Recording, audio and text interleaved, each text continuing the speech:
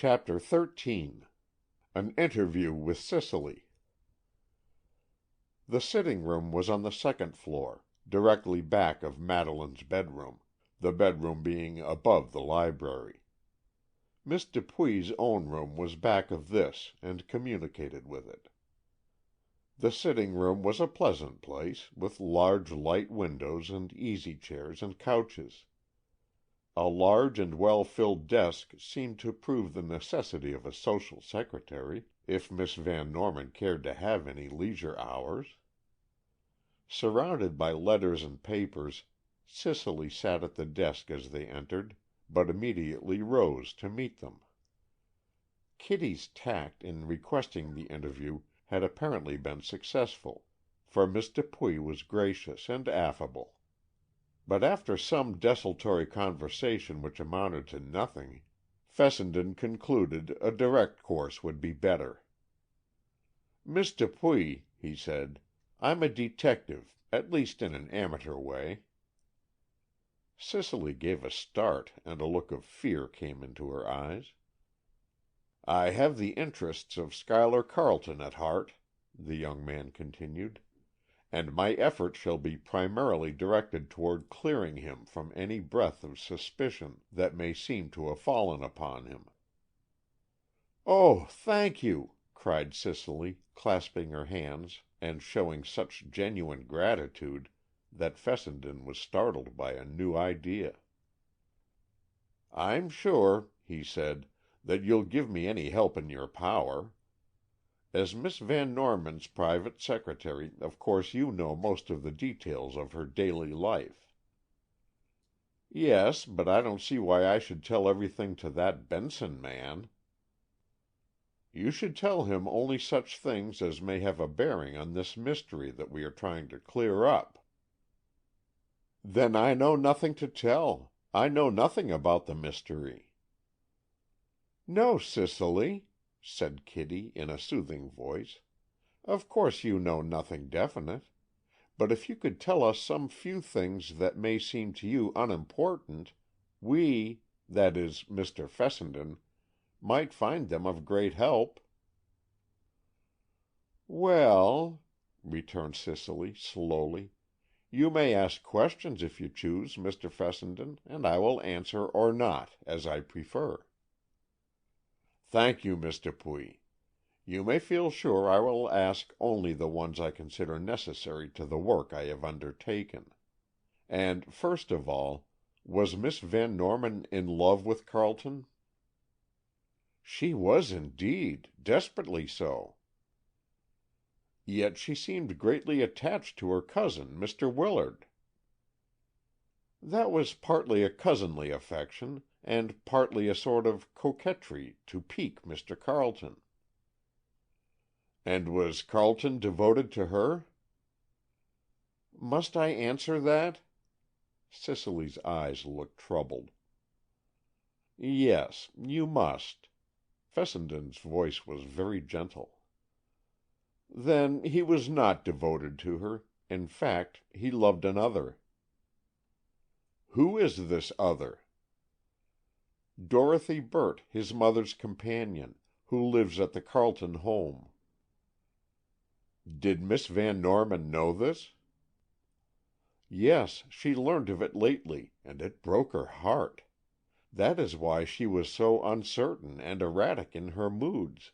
That is why she coquetted with Mr. Willard, to arouse Schuyler Carleton's jealousy." "This throws a new light on it all," said Fessenden gravely.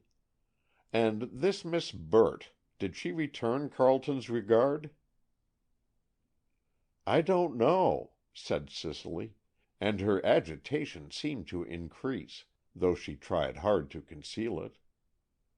"Of course Miss Van Norman didn't speak openly of this matter, but I knew her so well that I easily divined from her moods and her actions that she knew she had a rival in Mr. Carleton's affections." "Then he cared more for her in time past?" "Yes, until that girl came to live with his mother. She's a designing little thing, and she just twisted Mr. Carleton round her finger. Do you know her personally, Miss Dupuy?" A look of intense hatred came over Cicely's expressive face. "No. I wouldn't meet her for anything. But I have seen her, and I know perfectly well that Mr. Carleton cares for her more than he did for Miss Van Norman." "Yet he was about to marry Miss Van Norman." "Yes, because they were engaged before he saw the Burt girl. Then, you see, he didn't think it honorable to refuse to marry her, and she—" "He had asked her then to give him back his freedom?" "Yes, he had, and Miss Van Norman very rightly refused to do so." "Oh, Cicely," cried Kitty, "do you know this, or are you only surmising it?" "I know it, Miss French. In her sorrow over the matter, Miss Van Norman often confided in me as in a friend." "And you were a good friend to her, I'm sure," said Fessenden heartily.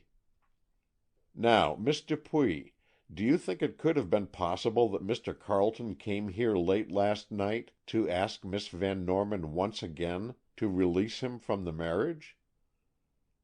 "He might have done so," said Cicely in a non-committal tone.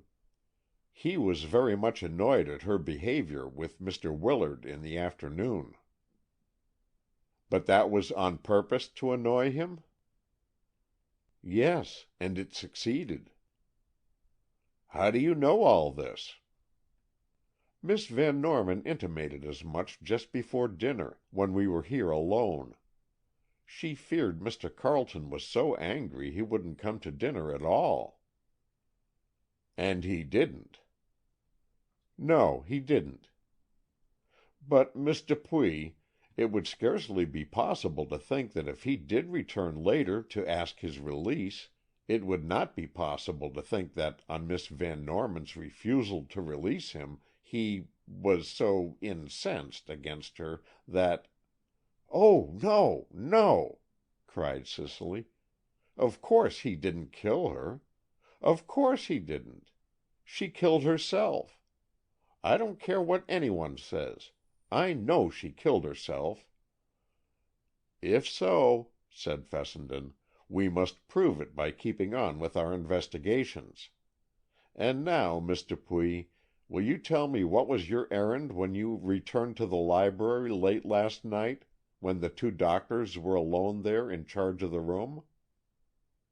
"I didn't," declared Cicely, her cheeks flaming and her blue eyes fairly glaring at her interrogator. "Please stick to the truth, Miss Dupuy," said Fessenden coldly. "If you don't, we can't credit any of your statements. You opened the door very softly, and were about to enter, when you spied the doctors and withdrew." "I went to get that paper," said Cicely, somewhat sulkily. "Why did you want that?" "Because it was mine. I had a right to it." "Then why didn't you go on in and get it? The doctor's presence need have made no difference." "I don't know why I didn't. I wish you'd stop asking questions." "I will in a moment. You are sure you wrote that paper yourself?" "Of course I am." The answer was snapped out pertly. "And you wrote it meaning yourself? You didn't write it with the intent that it should be taken for Miss Van Norman's message?" Cicely's eyes dropped involuntarily. Then she raised them, and stared straight at Fessenden. "What do you mean?" she asked haughtily. "Just what I say. Was that written paper an expression of your own heart's secret?" It must have been because of Fessenden's magnetism or compelling sympathy, but for some reason Cicely took no offense at this, and answered simply, "Yes." "Strange," mused Rob, "how that man won so many women's hearts." "No, it isn't strange," said Cicely, also in slow, thoughtful tones. And then, suddenly realizing the admission she had made, and seeing how she had revealed her own secret, she flew into a rage. "What do you mean?" she cried. "I didn't refer to Mr. Carleton." "Yes, you did," said Fessenden, so quietly that again Cicely was silent, and Kitty sat surprised almost to breathlessness. "There is to be only truth between us," went on Rob.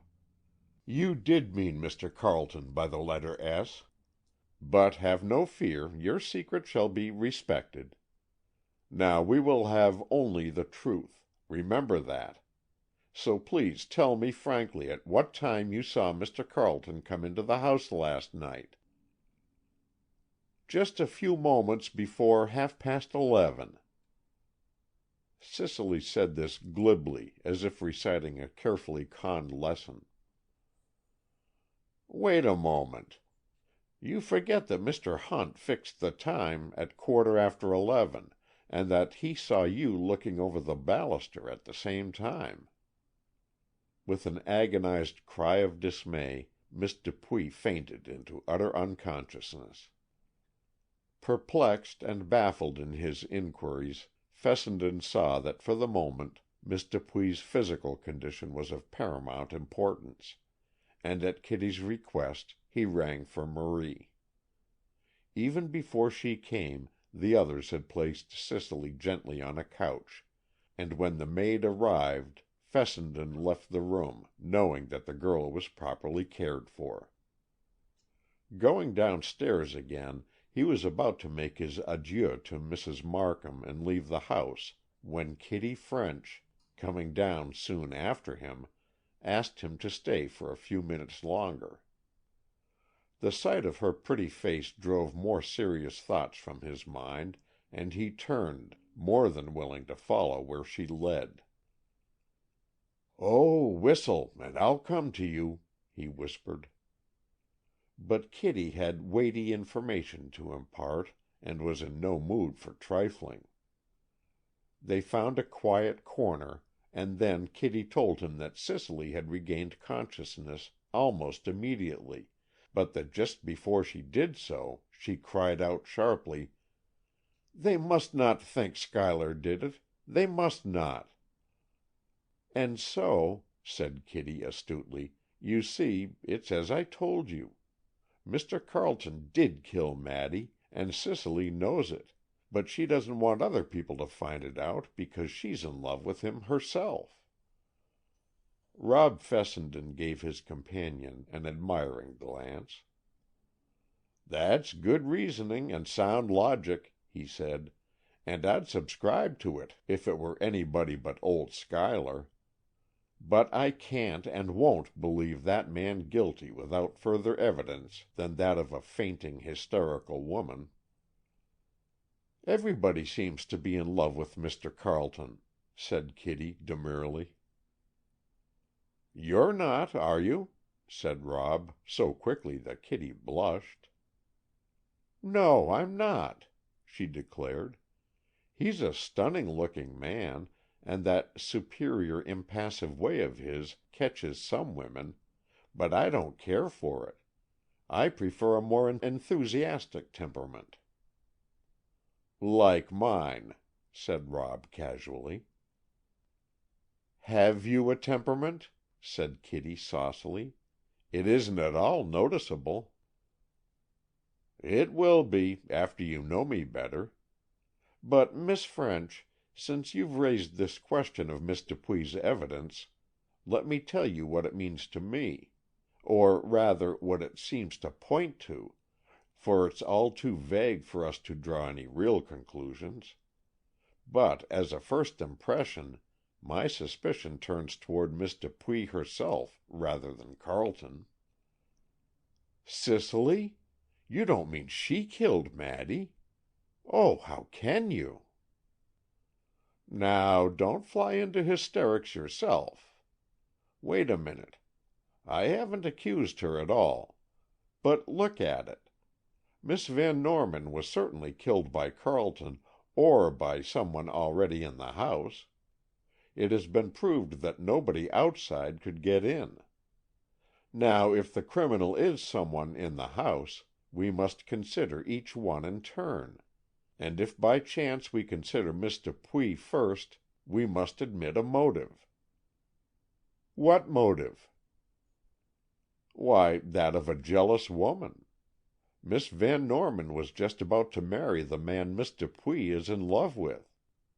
Perhaps—do have patience, I'm merely supposing—perhaps she has vainly urged Miss Van Norman to give him up, and finding she wouldn't do so, at the last minute she prevented the marriage herself, putting that paper on the table to make it appear a suicide.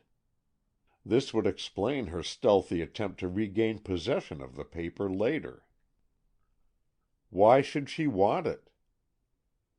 "So that it couldn't be proved not to be in Miss Van Norman's writing." "It's ingenious on your part," said Kitty slowly, "but it can't be true. Cicely may be in love with Schuyler, but she wouldn't kill Maddy because of that." "Who can tell what a hysterical, jealous woman will do?" said Rob, with the air of an oracle. "And moreover, to my mind, that explains her half-conscious exclamation of which you just told me. When she said, 'They must not think Schuyler did it,' it meant that she knew he didn't do it, but she didn't want suspicion to rest on him. That's why she insists it was a suicide." So in earnest was Fessenden that Kitty felt almost convinced that there was something in his theory. "But it can't be," she said at last, with an air of finality. "It wouldn't be possible for Cicely to do such a thing. I know her too well." "Then, Miss French, if that, to you, is a logical argument, you must admit mine. It wouldn't be possible for Carleton to do such a thing. I know him too well." Kitty had to smile at the imitation of the strong inflections she had used, and, too, she had to admit that one opinion was as permissible as the other. "You see," went on Rob quietly, "we're not really assuming Miss Dupuy's guilt. We're only seeing where these deductions lead us. Suppose, for the moment, that Miss Dupuy did, during that half hour in the library, have an altercation with Miss Van Norman, and just suppose, or imagine, if you prefer the word, that she turned the dagger upon her friend and employer. Wouldn't her subsequent acts have been just as they were? At Mr. Carleton's alarm she came downstairs, fully dressed. Later she tried to remove secretly that written paper. Always at serious questioning she faints or flies into hysterics, and naturally, when suspicion comes near the man she cares for, she tries to turn it off. And then, too, Miss French, a very strong point against her is that she was the last one, so far as we know, to see Miss Van Norman alive. Of course, the murderer was the last one, but I mean of the witnesses, Miss Dupuy was the latest known to be with Miss Van Norman. Thus her evidence cannot be corroborated, and it may or may not be true. If she is the guilty one, we cannot expect the truth from her, and so we must at least admit that there is room for investigation, if not suspicion." "I suppose you are right," said Kitty slowly. "A man's mind is said to be more logical. A woman depends more on her intuition. Now, my intuition tells me that Cicely Dupuy cannot be the guilty one." "At risk of tiresome repetition," returned Fessenden, "I must say again that that is no more convincing than my intuition that Carleton cannot be the guilty one." Kitty's smile showed her quick appreciation of this point. and Rob went on, "Though suspicion, so far, is cast in no other direction, it is only fair to consider all the others in the house. This will, of course, be done in due time. I approve of Mr. Benson, and I think, though his manners are pompous and at times egotistical, he has a good mind and a quick intelligence. He will do his part, I am sure, and then, if necessary, others will be brought into the case. But as Carleton's friend, I shall devote all my energies to clearing him from what I know is an unjust suspicion." And then Rob Fessenden went away. Mrs. Markham asked him to remain to dinner, but he declined, preferring to go home with Carleton. He said he would return next morning, and said, too, that he meant to stay in Mapleton as long as he could be of any service to any of his friends. This decision was, of course, the result of his great friendship for Carleton, and his general interest in the Van Norman case, but it was also partly brought about by the bewitching personality of Kitty French, and the impression she had made on his not usually susceptible heart. And being master of his own time, Fessenden resolved to stay for a few days and observe developments along several lines. End of Chapter 13. Chapter 14. The Carleton Household. Mrs. Carleton's dinner table that evening presented a very different atmosphere from the night before. The hostess herself was present only by a strong effort of will power. Mrs. Carleton had been greatly overcome by the shock of the dreadful news, and, aside from the sadness and horror of the tragedy, she was exceedingly disappointed at what seemed to her the ruin of her son's future. The Carletons were an old and aristocratic family, though by no means possessed of great fortune. The alliance, therefore, with the wealth of the Van Norman estate, and the power of the Van Norman name, seemed to Mrs. Carleton the crowning glory of her son's career, and she had been devoutly thankful when the wedding day was set.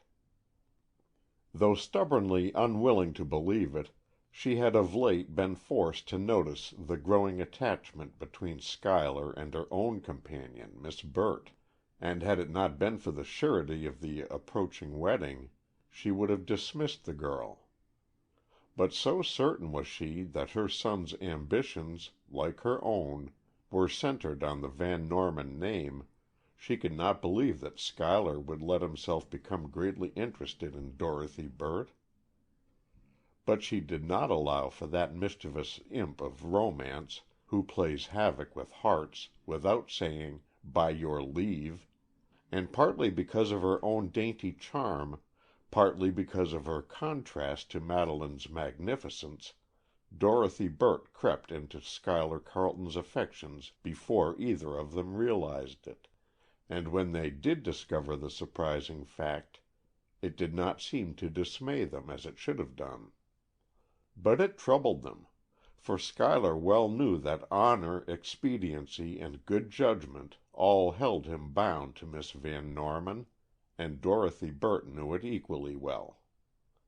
And, whether or not with an ulterior motive, she had made no claim on him from the first. She had admitted her love for him, but in the same breath had avowed her appreciation of its hopelessness. Even if he hinted at a possible transfer of his allegiance, she had hushed him at once, saying it was impossible for him to do otherwise than to be true to his troth, and that he must forget her, as she should try to forget him.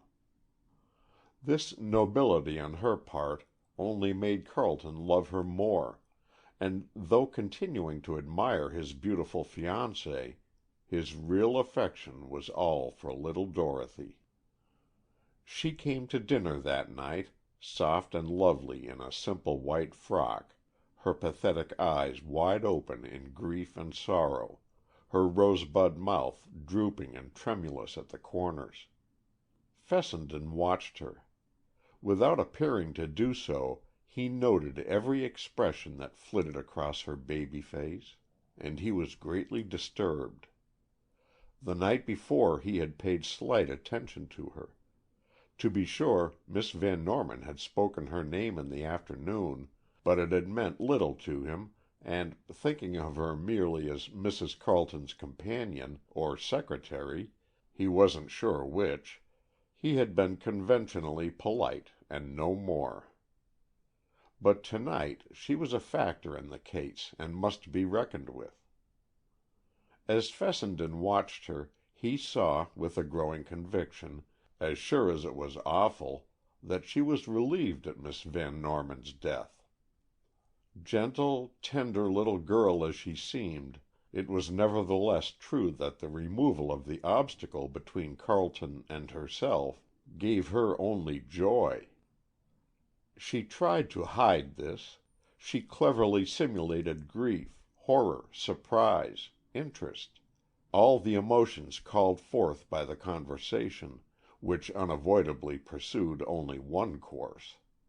In fact, Miss Burt took her cue every time from Mrs. Carleton, and expressed opinions that invariably coincided with hers.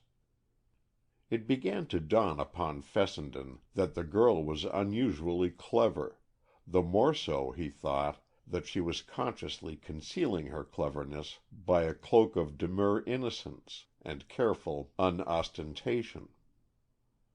Never did she put herself forward. Never did she show undue interest in Schuyler personally. Fessenden reasoned that the game being now in her own hands, she could afford to stand back and await developments. Then came the next thought.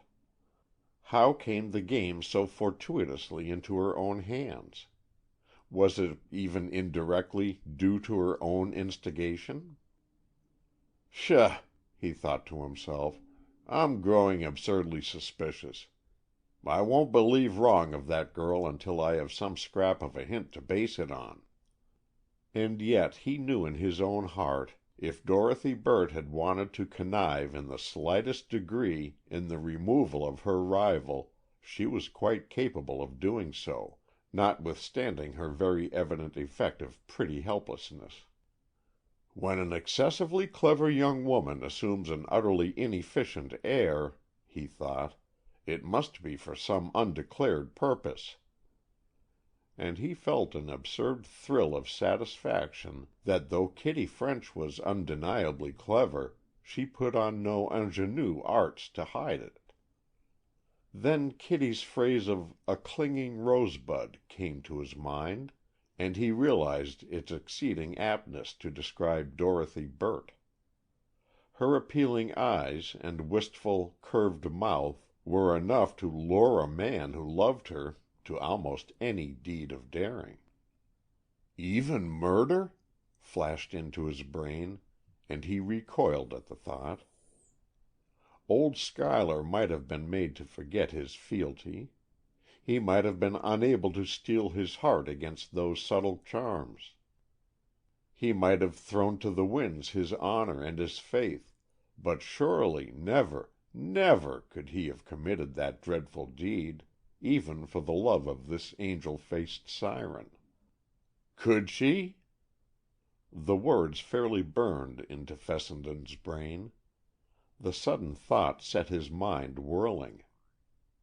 Could she? Why, no, of course not. Absurd. Yes, but could she? What? That child? That baby girl? Those tiny rose-leaf hands? Yes, but could she? No, said Fessenden angrily, and then realized that he had spoken aloud, and his hearers were looking at him with indulgent curiosity. "Forgive me," he said, smiling as he looked at Mrs. Carleton. "My fancy took a short but distant flight, and I had to speak to it sternly by way of reproof." "I didn't know a lawyer could be fanciful," said Mrs. Carleton. "I thought that privilege was reserved for poets." "Thank you for a pretty compliment to our profession," said Rob. "We lawyers are too often accused of giving rein to our fancy, when we should be strapped to the saddle of the slow but sure truth." "But can you arrive anywhere on such a prosaic steed?"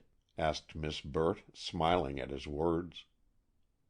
"Yes," said Rob, "we can arrive at facts." What prompted him to speak so curtly, he didn't know, but his speech did not at all please Miss Burt. Her color flew to her cheeks, though she said nothing, and then, as Mrs. Carleton rose from the table, the two ladies smiled and withdrew, leaving Rob alone with his host. "It's all right, old boy, of course," said Carleton. "But did you have any reason for flouting poor little Dorothy like that?" "No, I didn't," said Fessenden honestly and apologetically. "I spoke without thinking, and I'm sorry for it." "All right. It's nothing. Now, Rob, old fellow, you can't deceive me. I saw a curious expression in your eyes as you looked at Miss Burt to-night, and—well, there is no need of words between us, so I'll only tell you you're all wrong there. You look for hidden meanings and veiled allusions in everything that girl says, and there aren't any. She's as frank and open-natured as she can be, and, forgive me, but I want you to let her alone." Fessenden was astounded. First, at Carleton's insight in discovering his thoughts, and second, at Carleton's mistaken judgment of Miss Burt's nature. But he only said, "All right, Schuyler. What you say goes. Would you rather not talk at all about the Van Norman affair?" Fessenden spoke thus casually, for he felt sure it would make it easier for Carleton than if he betrayed a deeper interest. "Oh, I don't care. You know, of course, how deeply it affects me and my whole life. I know your sympathy and good fellowship. There's not much more to say, is there?" "Why, yes, Carleton, there is. As your friend, and also in the interests of justice, I am more than anxious to discover the villain who did the horrid deed, and though the inquest people are doing all they can, I want to add my efforts to theirs, in hope of helping them, and you." "Don't bother about me, Rob. I don't care if they never discover the culprit. Miss Van Norman is gone. It can't restore her to life if they do learn who killed her." Fessenden looked mystified. "That's strange talk, Schuyler. But of course you're fearfully upset, and I suppose just at first it isn't surprising that you feel that way. But surely, as man to man now, you want to find and punish the wretch that put an end to that beautiful young life." "Yes, I suppose so." Carleton spoke hesitatingly, and drew his hand across his brow in the same dazed way he did when in the witness box. "You're done up, old man, and I'm not going to bother you to-night. But I'm on the hunt, if you aren't, and I'm going ahead on a few little trails, hoping they'll lead to something of more importance. By the way, what were you doing in those few minutes last night between your entering the house and entering the library?" Carleton stared at his guest. "I don't know what you mean," he said. "Yes, you do. You went in at 11:15, and you called for help at 11:30. "No, it didn't take as long as that." Carleton's eyes had a far-away look, and Rob grasped his arm and shook him as he said, "Drop it, man. Drop that half-dazed way of speaking. Tell me clearly, what did you do in that short interval?" "I refuse to state," said Carleton quietly, but with a direct glance now that made Fessenden cease his insistence. "Very well," he said. It's of no consequence. Now tell me, what were you doing last evening before you went over to the house?" At this Carleton showed a disposition to be both haughty and ironical. "Am I being questioned?" he said. "And by you? Well, before I went to Miss Van Norman's, I was walking in the rose garden with Miss Burt. You saw me from your window." "I did," said Rob gravely. "Were you with Miss Burt until the time of your going over to the Van Norman house?" "No," said Carleton with sarcastic intonation. "I said good night to Miss Burt about 3/4 of an hour before I started to go over to Miss Van Norman's. Do you want to know what I did during that interval?" "Yes." "I was in my own room, my den. I did what many a man does on the eve of his wedding. I burned up a few notes, perhaps a photograph or two, and one withered rosebud, a keepsake. Does this interest you?" "Not especially. But, Schuyler, do drop that resentful air. I'm not quizzing you, and if you don't want to talk about the subject at all, we won't." "Very well, I don't." "Very well, then." The two men rose, and as Carleton held out his hand, Rob grasped it and shook it heartily. Then they went to the drawing room and rejoined the ladies. The Van Norman affair was not mentioned again that evening. All felt a certain oppression in the atmosphere, and all tried to dispel it, but it was not easy. Uninteresting topics of conversation were tossed from one to another, but each felt relieved when at last Mrs. Carleton rose to go upstairs, and the evening was at an end. Fessenden went to his room, his brain a whirlwind of conflicting thoughts. He sat down by an open window and endeavored to classify them into some sort of order. First, he was annoyed at Carleton's inexplicable attitude. Granting he was in love with Miss Burt, he had no reason to act so unconcerned about the Van Norman tragedy. And yet Schuyler's was a peculiar nature, and doubtless all this strange behavior of his was merely the effort to hide his real sorrow. But again, if he were in love with Miss Burt, his sorrow for the loss of Madeleine was for the loss of her fortune, and not herself. This Fessenden refused to believe, but the more he refused to believe it, the more it came back to him. Then there was his new notion, that came to him at dinner, about Miss Burt. Carleton said she was the ingenuous, timid girl she looked, but Rob couldn't believe it. Executive ability showed in that determined little chin. Veiled cunning lurked in the shadows of those innocent eyes. And the girl had a motive. Surely she wanted her rival out of her way. Then she had said good night to Schuyler nearly an hour before he went over to Madeleine's. Could she have— But nonsense. Even if she had been so inclined, how could she have entered the house? Ah, that settled it. She couldn't. And Fessenden was honestly glad of it. Honestly glad that he had proved to himself that Miss Burt, lovely, alluring little Dorothy Burt, was not the hardened criminal for whom he was looking. Then it came back to Schuyler. No, never Schuyler. But if not he, then who? And what was he doing in that incriminating interval?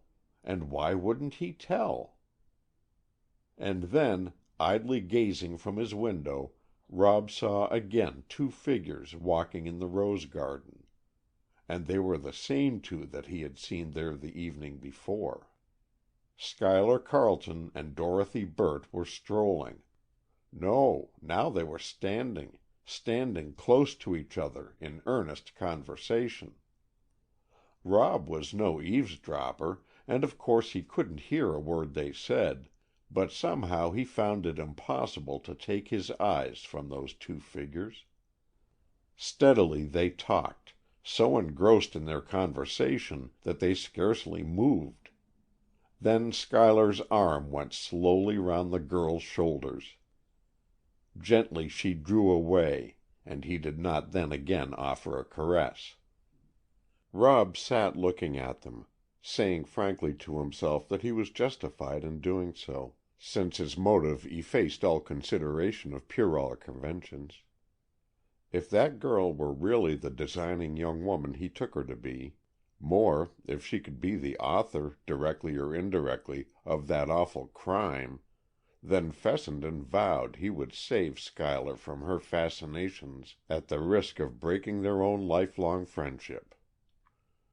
After further rapt and earnest conversation, Carleton took Miss Burt gently in his arms and kissed her lightly on the forehead. Then, drawing her arm through his own, they turned and walked slowly to the house. A few moments later Rob heard the girl's light footsteps as she came up to her room, but Carleton stayed down in the library until long after the rest of the household were sleeping. End of chapter 14. Chapter 15. Fessenden's Detective Work. Next morning Rob went over to the Van Norman house with a clearly developed plan of action. He declared to himself that he would allow no circumstance to shake his faith in his friend, that he would hold Carleton innocent of all wrongdoing in the affair, and that he would put all his ingenuity and cleverness to work to discover the criminal, or any clue that might lead to such a discovery. Although some questions he had wished to ask Cicely Dupuy were yet unanswered, Fessenden had discovered several important facts, and, after being admitted to the house, he looked about him for a quiet spot to sit down and tabulate them in black and white. The florist's men were still in the drawing-room, so he went into the library. Here he found only Mrs. Markham and Miss Morton, who were apparently discussing a question on which they held opposite opinions. "Come in, Mr. Fessenden," said Mrs. Markham, as he was about to withdraw. "I should be glad of your advice. Ought I to give over the reins of government at once to Miss Morton?" "Why not?" interrupted Miss Morton herself. "The house is mine. Why should I not be mistress here?" Fessenden repressed a smile. It seemed to him absurd that these two middle-aged women should discuss an issue of this sort with such precipitancy. "It seems to me a matter of good taste," he replied. "The house, Miss Morton, is legally yours, but as its mistress I think you'd show a more gracious manner if you would wait for a time before making any changes in the domestic arrangements." Apparently undesirous of pursuing the gracious course he recommended, Miss Morton rose abruptly and flounced out of the room. "Now she's annoyed again," observed Mrs. Markham placidly. "The least little thing sets her off." "If not intrusive, Mrs. Markham, won't you tell me how it comes about that Miss Morton inherits this beautiful house? Is she a relative of the Van Normans?" "Not a bit of it. She was Richard Van Norman's sweetheart years and years and years ago. They had a falling out, and neither of them ever married. Of course he didn't leave her any of his fortune. But only a short time ago, long after her uncle's death, Madeleine found out about it from some old letters. She determined then to hunt up this Miss Morton, and she did so, and they had quite a correspondence. She came here for the wedding, and Madeleine intended she should make a visit, and intended to give her a present of money when she went away. In the meantime, Madeleine had made her will, though I didn't know this until to-day, leaving the place and all her own money to Miss Morton. I'm not surprised at this, for Tom Willard has plenty, and as there was no other heir, I know Madeleine felt that part of her uncle's fortune ought to be used to benefit the woman he had loved in his youth." "That explains Miss Morton, then," said Fessenden. "But what a peculiar woman she is." "Yes, she is," agreed Mrs. Markham, in her serene way. "But I'm used to queer people. Richard Van Norman used to give way to the most violent bursts of temper I ever saw. Maddy and Tom are just like him. They would both fly into furious rages, though I must say they didn't do it often, and never unless for some deep reason." "And Mr. Carleton, has he a high temper?" Mrs. Markham's brow clouded. "I don't understand that man," she said slowly. "I don't think he has a quick temper, but there's something deep about him that I can't make out. Oh, Mr. Fessenden, do you think he killed our Madeleine?" "Do you?" said Fessenden suddenly, looking straight at her. "I do," she said, taken off her guard. "That is, I couldn't believe it, only what else can I think? Mr. Carleton is a good man, but I know Maddy never killed herself, and I know the way this house is locked up every night. No burglar or evildoer could possibly get in." "But the murderer may have been concealed in the house for hours beforehand." "Nonsense! That would be impossible with a house so full of people, and the wedding preparations going on, and everything. Besides, Mr. Hunt would have heard any intruder prowling around, and then again, how could he have gone out? Everything was bolted on the inside, except the front door, and had he gone out that way, he must surely have been heard." "Well reasoned, Mrs. Markham. I think, with you, we may dismiss the possibility of a burglar. The time was too short for anything except a definitely premeditated act. And yet I cannot believe the act was that of Schuyler Carleton. I know that man very well, and a truer, braver soul never existed." "I know it," declared Mrs. Markham, "but I think I'm justified in telling you this. Mr. Carleton didn't love Madeleine, and he did love another girl. Madeleine worshipped him, and I think he came last night to ask her to release him, and she refused, and then—" Something about Mrs. Markham's earnest face and sad, distressed voice affected Fessenden deeply, and he wondered if this theory she had so clearly, though hesitatingly, stated could be the true one. Might he, after all, be mistaken in his estimate of Schuyler Carleton, and might Mrs. Markham's suggestion have even a foundation of probability? They were both silent for a few minutes, and then Mr. Fessenden said, "But you thought it was suicide at first." "Indeed, I did. I looked at the paper through glasses that were dim with tears, and it looked to me like Madeleine's writing.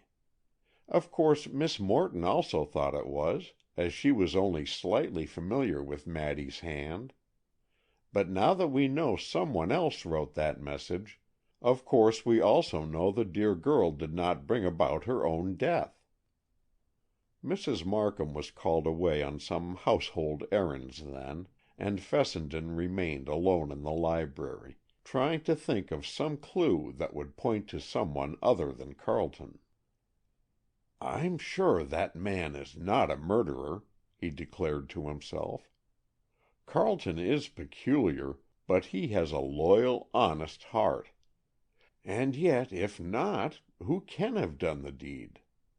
I can't seem to believe it really was either the Dupuy woman or the Burt girl, and I know it wasn't Schuyler. There must have been some motive of which I know nothing. And perhaps I also know nothing of the murderer. It need not necessarily have been one of these people we have already questioned." His thoughts strayed to the under-servants of the house, to common burglars, or to some powerful unknown villain.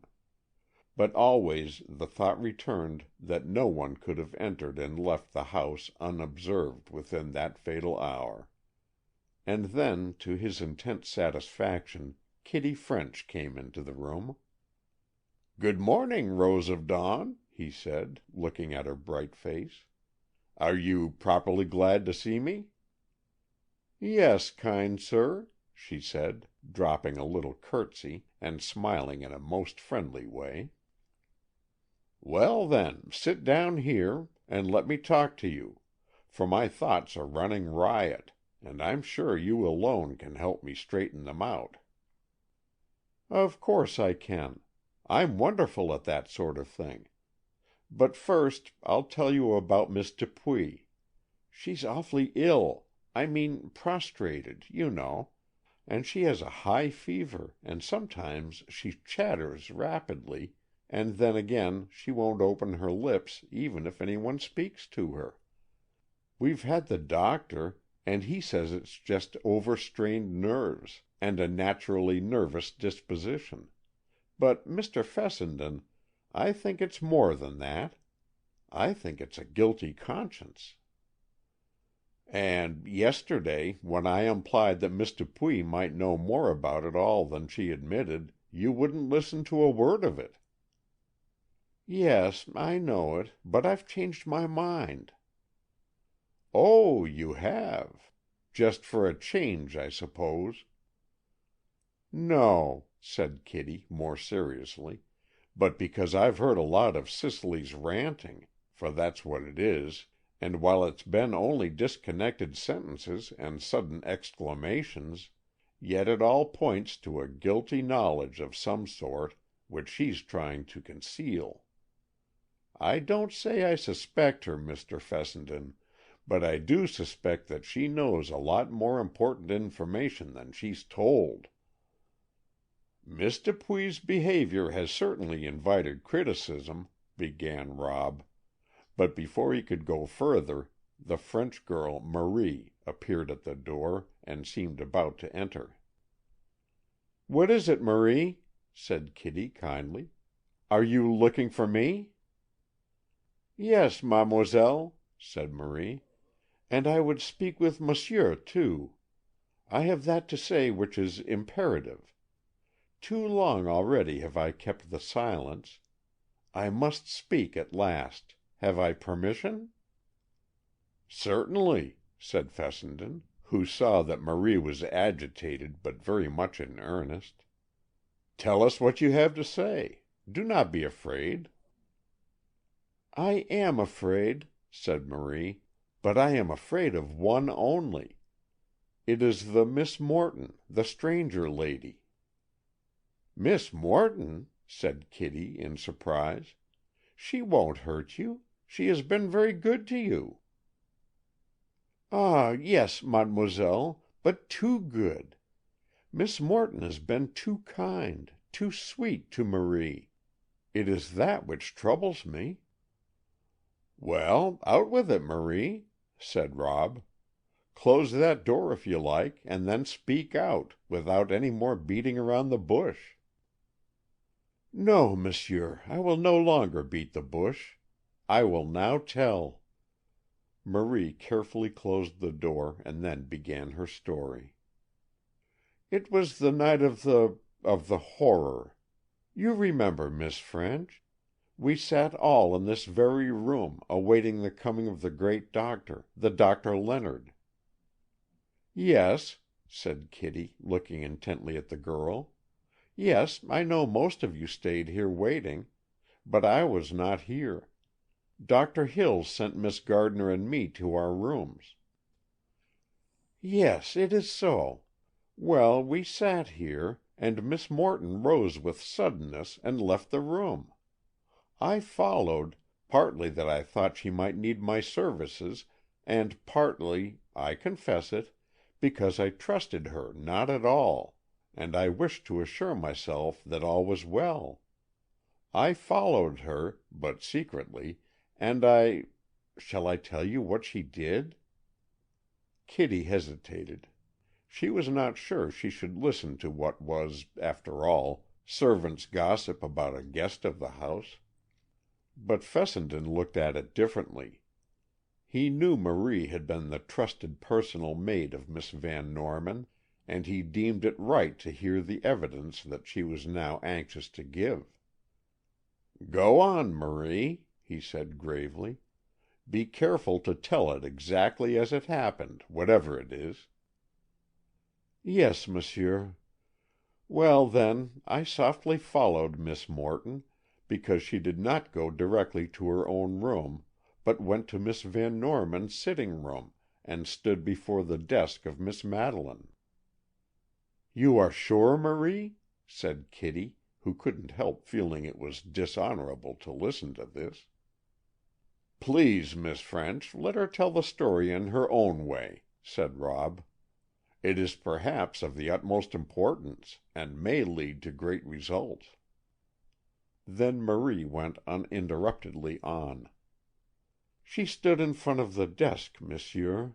She searched eagerly for papers, reading and discarding several. Then she found some, which she saw with satisfaction, and hastily concealed in her pocket. Miss Morton is a lady who yet has pockets in her gowns. With the papers in her pocket, then, Miss Morton looks about carefully, and thinking herself unobserved, creeps, but stealthily, to her own room. There, monsieur, I was obliged to peep at the keyhole. There she lighted a fire in her grate, and burned those papers. With my eyes I saw her. Never would I have told, for it was not my affair, but that I fear for Miss Dupuy. It is in the air that she knows secrets concerning Miss Van Norman's death. Ah, if one would know secrets, one should question Miss Morton." "This is a grave charge you bring against the lady, Marie," said Fessenden. "Yes, monsieur, but it is true." "I know it is true," said Kitty. "I have not mentioned it before, but I saw Miss Morton go to Madeleine's room that night, and afterward go to her own room. I knew nothing, of course, of the papers, and so thought little of the whole incident. But if she really took papers from Madeleine's desk and burned them, it's indeed important. What could the papers have been?"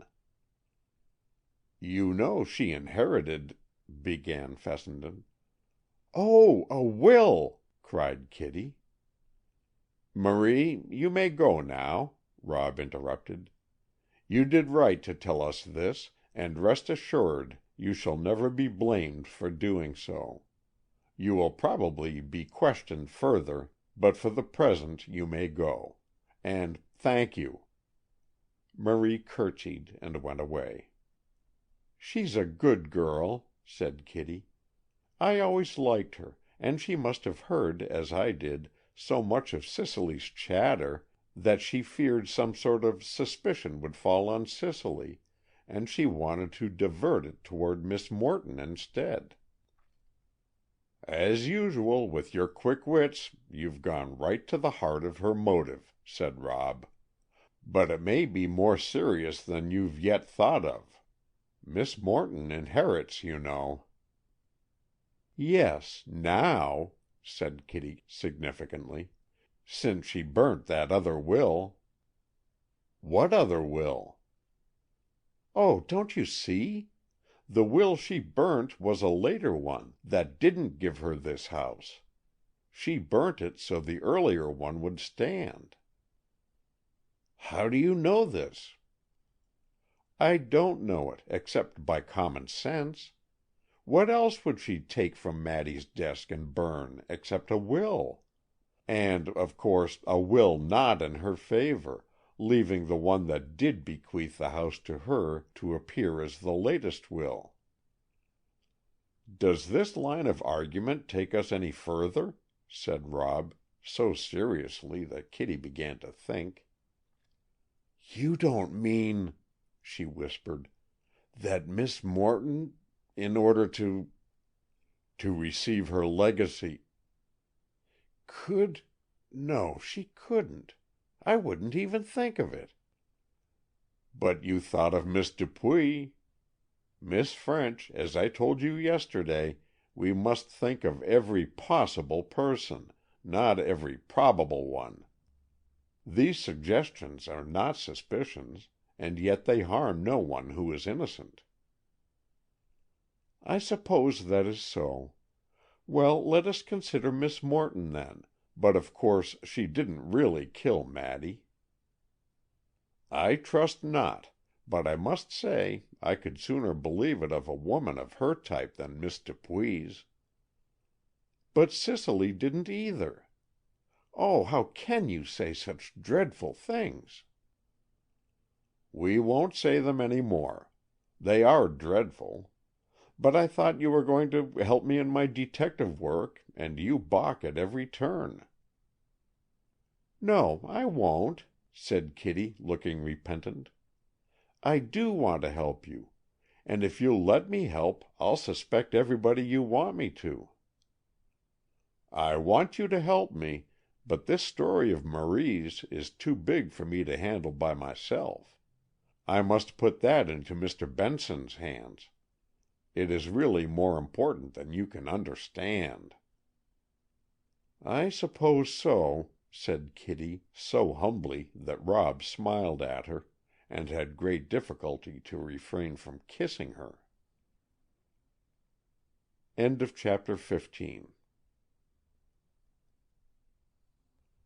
Chapter 16. Searching for Clues.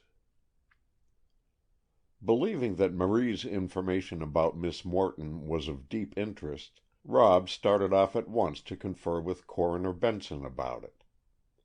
As he walked along, he discussed the affair with himself, and was shocked to realize that for the third time he was suspecting a woman of the murder. "But how can I help it?" he thought impatiently. "The house was full of women, and not a man in it except the servants, and no breath of suspicion has blown their way. And if a woman did do it, that unpleasant Morton woman is by far the most likely suspect. And if she was actuated by a desire to get her inheritance, why, there's the motive, and she surely had opportunity. It's a tangle, but we must find something soon to guide us. A murder like that can't have been done without leaving some trace somewhere of the criminal." And then Fessenden's thoughts drifted away to Kitty French, and he was quite willing to turn the responsibility of his new information over to Mr. Benson. On his way to the coroner's office, he passed the Mapleton Inn. An impulse came to him to investigate Tom Willard's statements, and he turned back and entered the small hotel. He thought it wiser to be frank in the matter than to attempt to obtain underhand information. Asking to speak with the proprietor alone, he said plainly, "I'm a detective from New York City, and my name is Fessenden. I'm interested in investigating the death of Miss Van Norman. I have no suspicions of any one in particular, but I'm trying to collect a few absolute facts by way of making a beginning. I wish you, therefore, to consider this conversation confidential." Mr. Taylor, the landlord of the inn, was flattered at being a party to a confidential conversation with a real detective, and willingly promised secrecy in the matter. "Then," went on Fessenden, "will you tell me all you know of the movements of Mr. Willard last evening?" Mr. Taylor looked a bit disappointed at this request, for he foresaw that his story would be but brief. However, he elaborated the recital and spun it out as long as he possibly could. But after all his circumlocution, Fessenden found that the facts were given precisely as Willard had stated them himself. The bellboy who had carried up the suitcase was called in, and his story also agreed. "Yes, sir," said the boy. "I took up his bag. and he gimme a quarter, just like any nice gent would. 'N'en I come downstairs, and after a while the gent's bell rang, and I went up, and he wanted ice water. He was in his shirt sleeves then, just getting ready for bed. So I took up the water, and he said, 'Thank you,' real pleasant like, and gimme a dime. He's a awful nice man, he is. He had his shoes off that time, 'most ready for bed. And that's all I know about it." All this was nothing more nor less than Fessenden had expected. He had asked the questions merely for the satisfaction of having verbal corroboration of Tom's own story. With thanks to Mr. Taylor, and a more material token of appreciation to the boy, he went away. On reaching the coroner's office, he was told that Mr. Benson was not in. Fessenden was sorry, for he wanted to discuss the Morton episode with him. He thought of going to Lawyer Peabody's, who would know all about Miss Van Norman's will, but as he sauntered through one of the few streets the village possessed, he was rather pleased than otherwise to see Kitty French walking toward him. She greeted him with apparent satisfaction and said chummily, "Let's walk along together and talk it over." Immediately coroner and lawyer faded from Rob's mind. He willingly fell into step beside her, and they walked along the street, which soon merged itself into a pleasant country road. Fessenden told Kitty of his conversation at the inn, but she agreed that it was unimportant. "Of course," she said, "I suppose it was a good thing to have someone else say the same as Tom said, but as Tom wasn't even in the house, I don't see as he is in the mystery at all. But there's no use of looking further for the criminal. It was Schuyler Carleton, just as sure as I stand here." Kitty very surely stood there. They had paused beneath an old willow tree by the side of the road, and Kitty, leaning against a rail fence, looked like a very sweet and winsome Portia, determined to mete out justice. Though he was himself convinced that he was an unprejudiced seeker after truth, at that moment Robert Fessenden found himself very much swayed by the opinions of the pretty, impetuous girl who addressed him. "I believe I'm going to work all wrong," he declared. "I can't help feeling sure that Carleton didn't do it, and so I'm trying to discover who did." "Well, why is that wrong?" demanded Kitty wonderingly. "Why, I think a better way to do would be to assume, if only for sake of argument, as they say, or rather for sake of a starting point, to assume that you are right and that Carleton is the evildoer, though I swear I don't believe it." Kitty laughed outright. "You're a nice detective," she said. "Are you assuming that Schuyler is the villain merely to be polite to me?" "I am not, indeed. I feel very politely inclined toward you, I'll admit, but in this matter I'm very much in earnest, and I believe, by assuming that Carleton is the man, and then looking for proof of it, we may run across clues that will lead us to the real villain." Kitty looked at him admiringly, and for Kitty French to look at any young man admiringly was apt to be a bit disturbing to the young man's peace of mind. It proved so in this case, and though Fessenden whispered to his own heart that he would attend first to the vindication of his friend Carleton, his own heart whispered back that after that Miss French must be considered. "And so," said Rob, as they turned back homeward, "I'm going to work upon this line. I'm going to look for clues, real, material, tangible clues, such as criminals invariably leave behind." "Do!" cried Kitty, "and I'll help you. I know we can find something."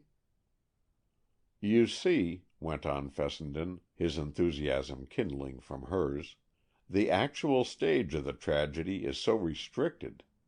Whatever we find must be in the Van Norman house." "Yes, and probably in the library."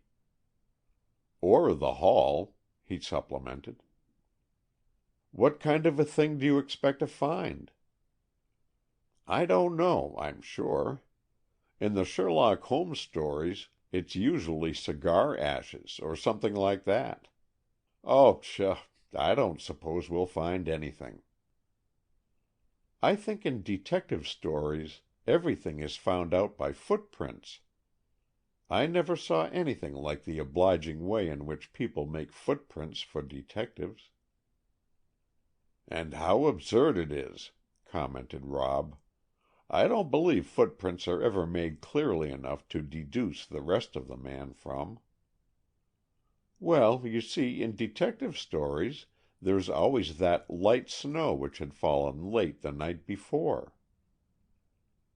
"Yes," said Fessenden, laughing at her cleverness, "and there's always some minor character who chances to time that snow exactly, and who knows when it began and when it stopped." "Yes, and then the principal characters carefully plant their footsteps, going and returning, overlapping, you know, and so Mr. Smarty Cat Detective deduces the whole story." "But we've no footprints to help us." "No, we couldn't have in the house." "But if it were Schuyler—" "Well, even if, he couldn't make footprints without that convenient light snow, and there isn't any." "And besides, Schuyler didn't do it." "No, I know he didn't, but you're going to assume that, you know, in order to detect the real criminal." "Yes, I know I said so, but I don't believe that game will work after all." "I don't believe you're much of a detective anyway," said Kitty, so frankly that Fessenden agreed.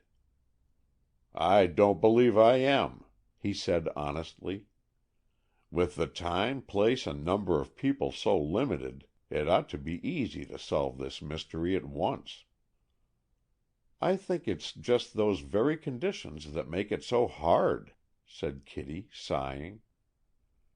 And so completely under her spell was Fessenden by this time that he emphatically agreed with her.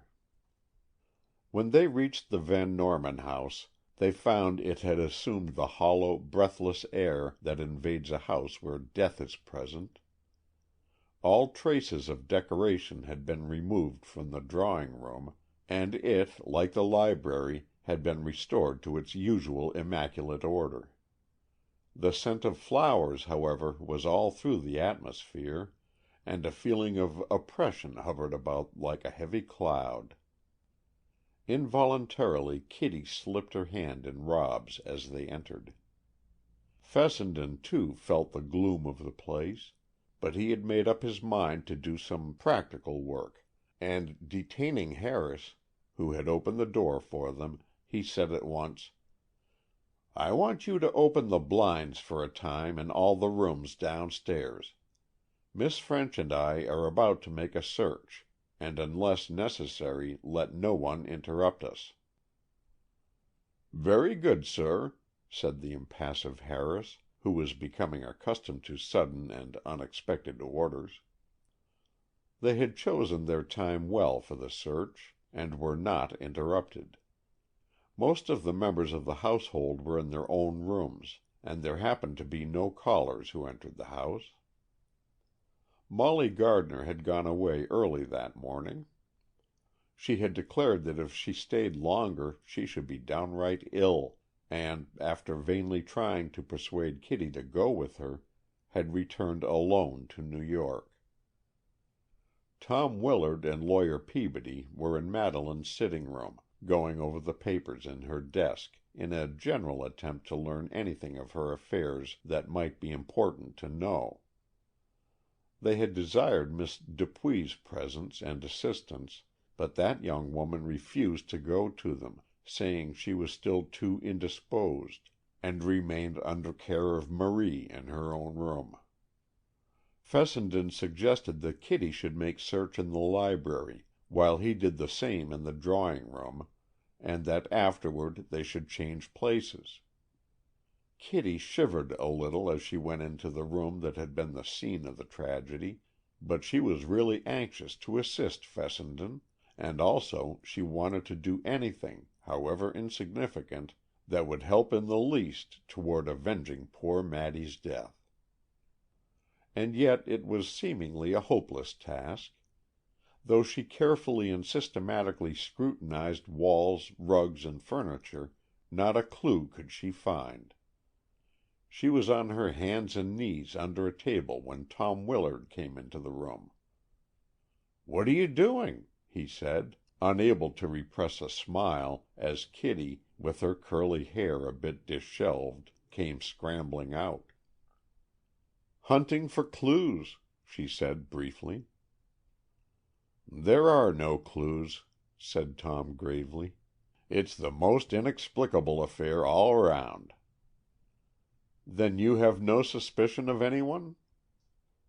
"My dear Miss French," said Tom, looking at her kindly, as one might at a child, but speaking decidedly, "don't let the amusement of amateur detective work lead you into making unnecessary trouble for people. If detective work is to be done, leave it to experienced and professional hands. A girl hunting for broken sleeve links or shreds of clothing is foolishly theatrical."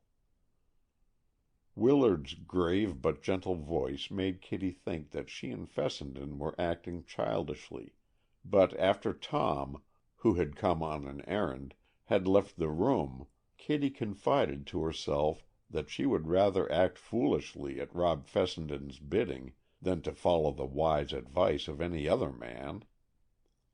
This was saying a good deal, but as she said it only to herself, she felt sure her confidence would not be betrayed.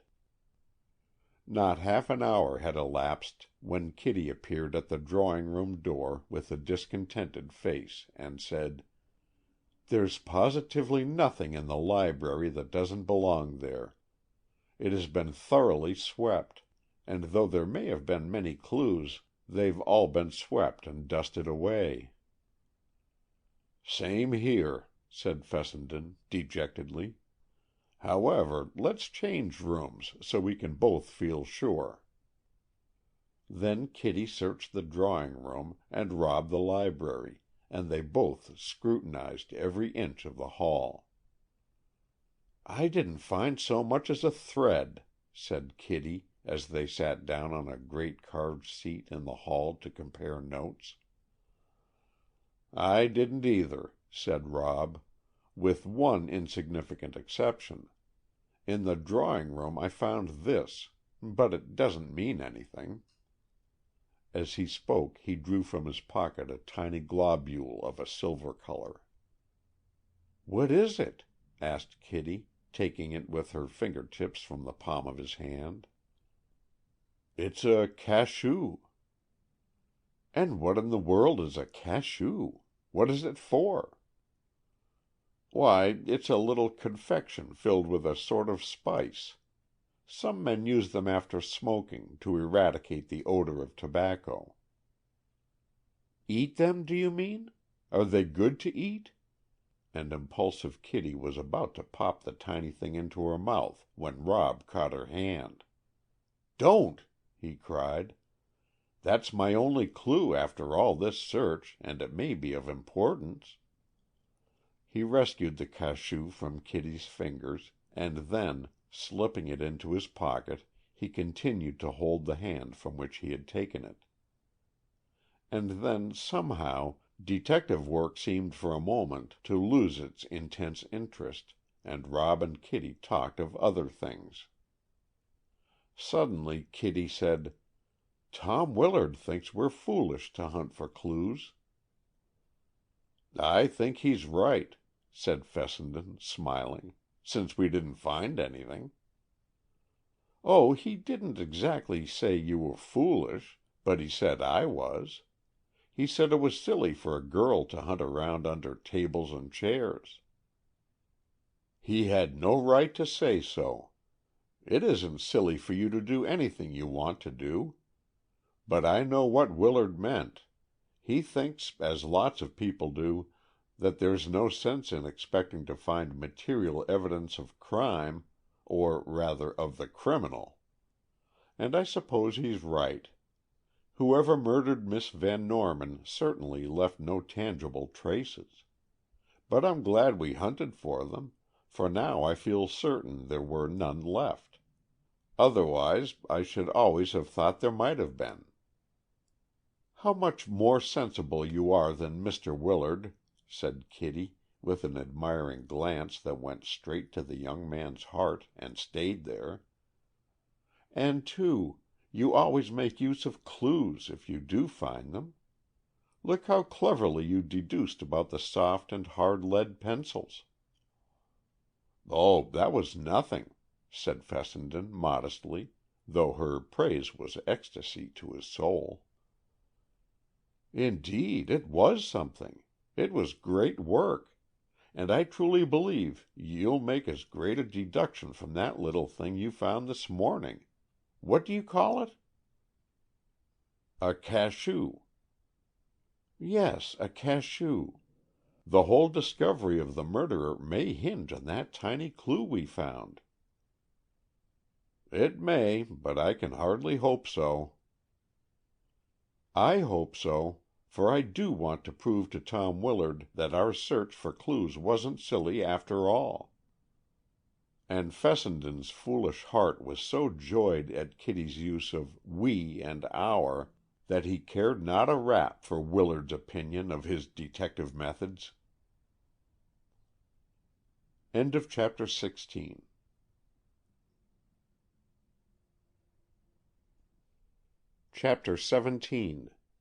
Miss Morton's Statements. That afternoon another session of the inquest was held. Fessenden had told Coroner Benson of Marie's disclosures concerning Miss Morton, and in consequence that lady was the first witness called. The summons was a complete surprise to her. Turning deathly white, she endeavored to answer to her name, but only gave voice to an unintelligible stammer. The coroner spoke gently, realizing that this feminine cloud of witnesses really gave him a great deal of trouble. "Please tell us, Miss Morton," he said, "what was your errand when you left the library and went upstairs, remaining there nearly half an hour, on the night of Miss Van Norman's death?" "I didn't do any such thing," snapped Miss Morton, and though her tone was defiant now, her expression still showed fear and dismay. "You must have forgotten. Think a moment. You were seen to leave the library, and you were also seen after you reached the upper floors, so try to recollect clearly, and state your errand upstairs at that time." I was overcome at the tragedy of the occasion, and I went to my own room to be alone for a time." "Did you go directly from the library to your own room?" "Yes." "Without stopping in any other room on the way?" "Yes." "Think again, please. Perhaps I had better tell you, a witness has already told of your stopping on the way to your own room." "She told falsely, then. I went straight to my bedroom." "In the third story?" "Yes." Coroner Benson was a patient man. He had no wish to confound Miss Morton with Marie's evidence, and, too, there was a chance that Marie had not told the truth. So he spoke again persuasively. "You went there afterward, but first you stopped for a moment or two in Miss Van Norman's sitting room." "Who says I did?" "An eyewitness who chanced to see you." "Chanced to see me, indeed! Nothing of the sort. It was that little French minx, Marie, who is everlastingly spying about. Well, she is not to be believed." "I am sorry to doubt your own statement, Miss Morton, but another member of the household also saw you. Denial is useless. It would be better for you to tell us simply why you went to Miss Van Norman's room at that time." "It's nobody's business," snapped Miss Morton. "My errand there had nothing to do in any way with Madeleine Van Norman, dead or alive." "Then there is no reason you should not tell frankly what that errand was." "I have my own reasons, and I refuse to tell." Mr. Benson changed his tactics. "Miss Morton," he said, "when did you first know that you were to inherit this house and also a considerable sum of money at the death of Miss Van Norman?" The effect of this sudden question was startling. Miss Morton seemed to be taken off her guard. She turned red, then paled to a sickly white. Once or twice she essayed to speak, but hesitated and did not do so. "Come, come," said the coroner. "That cannot be a difficult question to answer. When was your first intimation that you were a beneficiary by the terms of Miss Van Norman's will?" And now Miss Morton had recovered her bravado. "When the will was read," she said in cold, firm accents. "No, you knew it before that. You learned it when you went to Miss Van Norman's room and read some papers which were in her desk. You read from a small private memorandum book that she had bequeathed this place to you at her death." "Nothing of the sort," returned the quick, snappy voice. "I knew it before that." "And you just said you learned of it first when the will was read." "Well, I forgot. Madeleine told me the day I came here last year that she had made a will leaving the house to me because she thought it should have been mine anyway." "The day you were here last year she told you this?"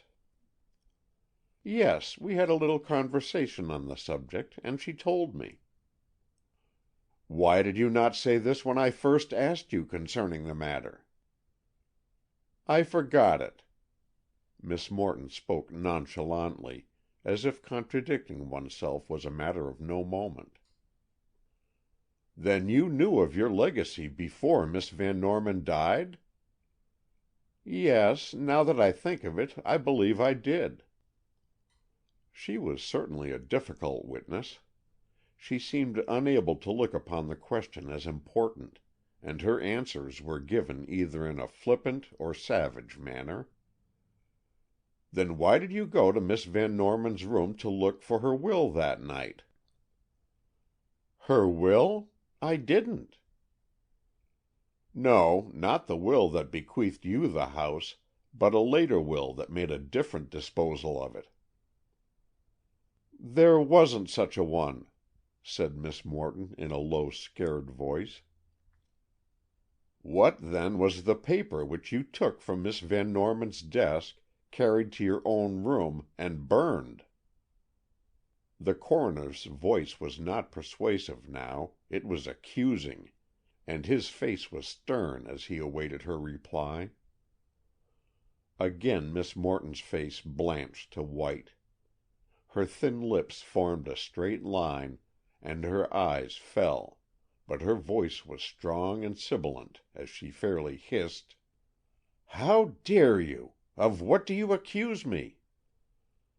"Of burning a paper which you took secretly from Miss Van Norman's private desk." A moment's hesitation, and then, "I did not do it," she said clearly. "But you were seen to do it." "By whom?" "By a disinterested and credible witness." "By a sly, spying French servant." "It matters not by whom. You are asked to explain the act of burning that paper." "I have nothing to explain. I deny it."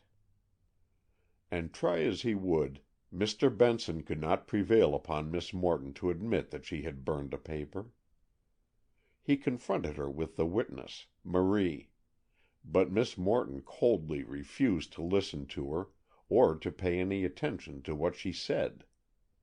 She insisted that Marie was not speaking the truth, and as the matter rested between the two, there was nothing more to be done. Kitty French said that she saw Miss Morton go into Madeleine's room, and afterward go upstairs to her own room, but she knew nothing about the papers in question. Still adhering to her denial of Marie's story, Miss Morton was excused from the witness stand. Another witness called was Dorothy Burt. Fessenden was sorry that this had to be, for he dreaded to have the fact of Carleton's infatuation for this girl brought into public notice. Miss Burt was a model witness, as to her manner and demeanor. She answered promptly and clearly all the coroner's questions, and at first Rob thought that perhaps she was, after all, the innocent child that Carleton thought her. But he couldn't help realizing, as the cross-questioning went on, that Miss Burt really gave very little information of any value, perhaps because she had none to give, perhaps because she chose to withhold it. "Your name?" Mr. Benson had first asked. "Dorothy Burt," was the answer, and the modest voice, with a touch of sadness, as befitting the occasion, seemed to have just the right ring to it. "Your occupation?" "I am companion and social secretary to Mrs. Carleton." "Do you know of anything that can throw any light on any part of the mystery surrounding the death of Miss Van Norman?" Miss Burt drew her pretty eyebrows slightly together and thought a moment. "No," she said quietly. "I am sure I do not."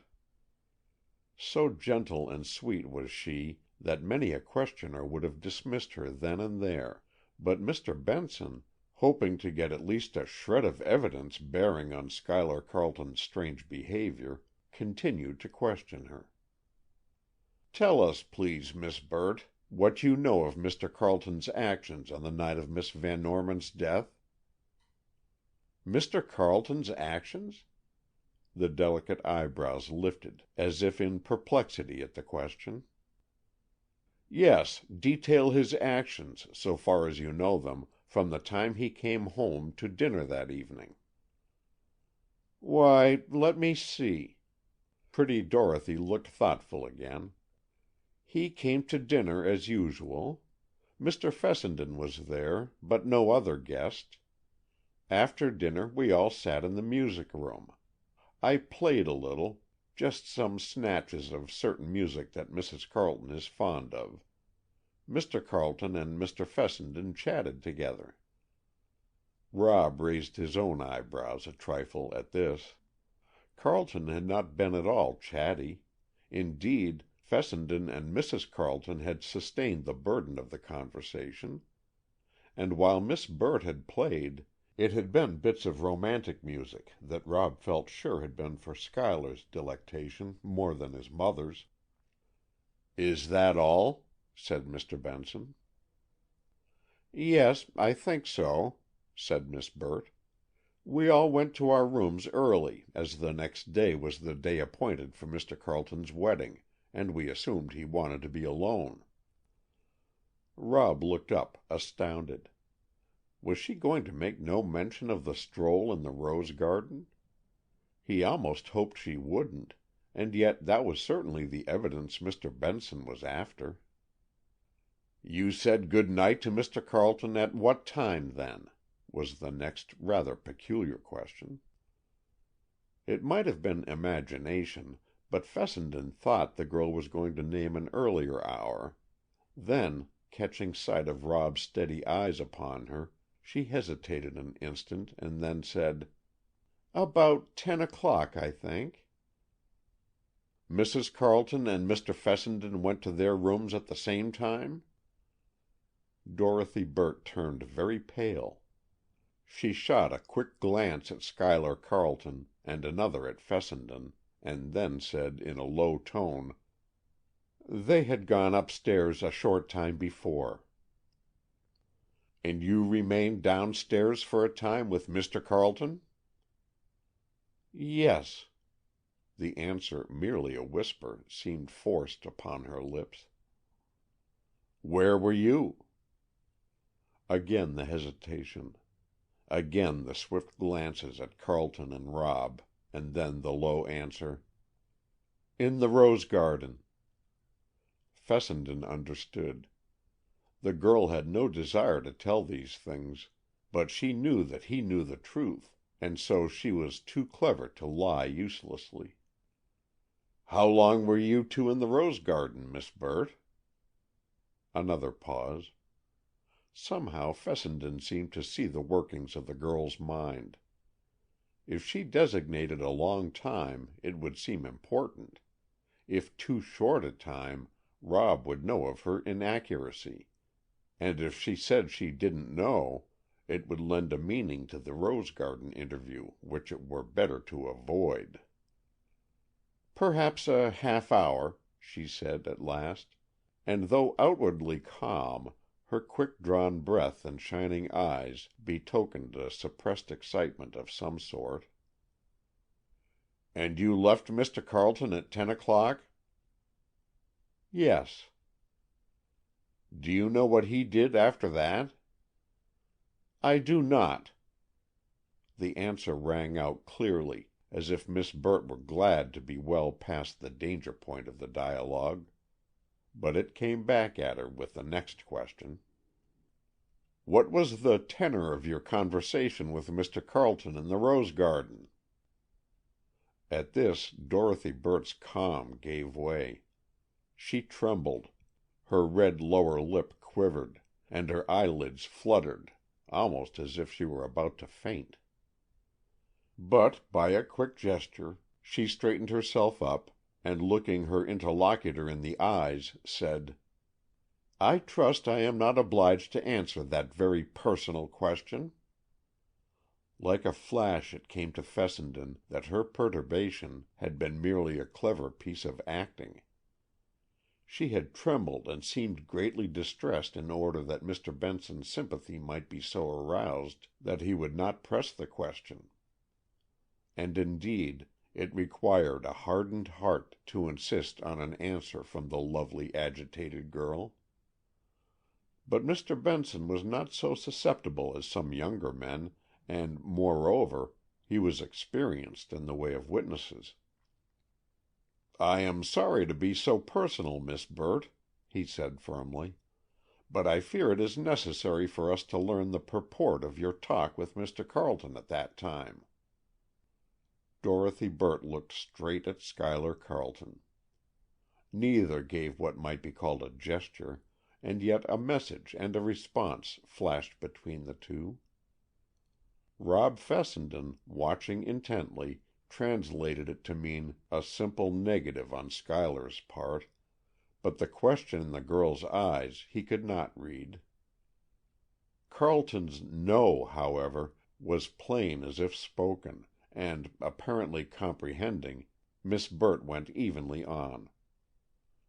"We talked," she said, "on such subjects as might be expected on the eve of a man's wedding day. We discussed the probability of pleasant weather, mention was made of Miss Van Norman and her magnificent personality, the loneliness of Mrs. Carleton's after her son's departure was touched upon, and, while I cannot remember definitely, I think our whole talk was on those or kindred topics." "Why did you so hesitate a moment ago when I asked you to tell this?" Dorothy opened her lovely eyes in surprise. "Hesitate? Why, I didn't. Why should I?" Mr. Benson was at last put to rout. She had hesitated, more than hesitated. She had been distinctly averse to relating what she now detailed as a most indifferent conversation, but in the face of that expression of injured innocence, Mr. Benson could say no more on that subject. "When you left Mr. Carleton," he went on, "did you know he was about to come over here to Miss Van Norman's?" Again the telegraphic signals between Miss Burt and Carleton. Quick as a flash, invisible to most of the onlookers, but distinctly seen by Fessenden, a question was asked and answered. "No," she said quickly, "I did not." "You left him at 10 o'clock, then, and did not see him again that night?" "That is correct." "And you have no idea how he was occupied from 10 o'clock on?" "I have not." "That's all at present, Miss Burt." The girl left the witness stand looking greatly troubled, but the suspicious Mr. Fessenden firmly believed she looked troubled because it made her more prettily pathetic. He wasn't entirely right in this, but neither was Dorothy Burt quite as ingenuous as she appeared. Chapter 17. Chapter 18. Carleton is frank. Nearly a week had passed. The funeral of Madeleine Van Norman had been such as befitted the last of the name, and she had been reverently laid away to rest in the old family vault.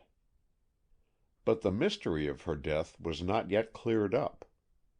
The coroner's inquest had been finished, but most of the evidence, though vaguely indicative, had been far from conclusive. No further witnesses had been found, and no further important fact had been discovered. Schuyler Carleton maintained the same inscrutable air, and though often nervous to the verge of collapse, had reiterated his original story over and over again without deviation. He still refused to state his errand to the Van Norman house on the night of Madeleine's death. He still declined to say what he was doing between the time he entered the house and the time when he cried out for help. He himself asserted there was little, if any, time therein unaccounted for. Tom Willard, of course, repeated his story, and it was publicly corroborated by witnesses from the hotel. Tom had changed some during these few days. The sudden accession of a large fortune seemed to burden him rather than to bring him joy. But no one wondered at this when they remembered the sad circumstances which gave him his wealth, and remembered, too, what was no secret to anybody, that he had deeply loved his cousin Madeleine. Of the other witnesses, Cicely Dupuy was the only one whose later evidence was not entirely in accordance with her earlier statements. She often contradicted herself, and when in the witness chair was subject to sudden fainting attacks, whether real or assumed no one was quite sure. And so, after the most exhaustive inquiry and the most diligent sifting of evidence, the jury could return only the time-worn verdict, "Death at the hands of some person or persons unknown." But in addition to this, it was recommended by the jury that Schuyler Carleton be kept under surveillance. There had not been enough evidence to warrant his arrest, but the district attorney was so convinced of the man's guilt that he felt sure proofs of it would sooner or later be brought to light. Carleton himself seemed apathetic in the matter. He quite realized that his guilt was strongly suspected by most of the community, but instead of breaking down under this, he seemed rather to accept it sadly and without dispute. But though the inquest itself was over, vigorous investigation was going on. A detective of some reputation had the case in hand officially, and unlike many celebrated detectives, he was quite willing to confer with or to be advised by young Fessenden. Spurred by the courtesy and confidence of his superior, Rob devoted himself with energy to the work of unraveling the mystery, but it was baffling work. As he confessed to Kitty French, who was in all things his confidante, every avenue of argument led up against a blank wall. "Either Carleton did do or he did not," he said reflectively. "If he did, there's absolutely no way we can prove it. And if he didn't, who did?" Kitty agreed that this was a baffling situation. "What about that cachou, or whatever you call it?" she said. "It didn't amount to anything as a clue," returned Rob moodily. "I showed it to some of the servants, and they said they had never seen such a thing before. Harris was quite sure that none of the men who came here ever used them. I asked Carleton, just casually, for one the other day, and he said he didn't have any, and never had had any. I asked Willard for one at another time, and he said the same thing. It must have been dropped by some of the decorator's men. They seemed a Frenchy crowd, and I've been told the French are addicted to these things." Rob took the tiny silver sphere from his pocket and looked at it as he talked. "Besides, it wouldn't mean a thing if it had belonged to anybody. I just picked it up because it was the only thing I could find in the drawing room that wasn't too heavy to lift." Rob put his useless clue back into his pocket with a sigh. "I'm going to give it up," he said, "and go back to New York. I've stayed here in Mapleton over a week now, hoping I could be of some help to poor old Carleton.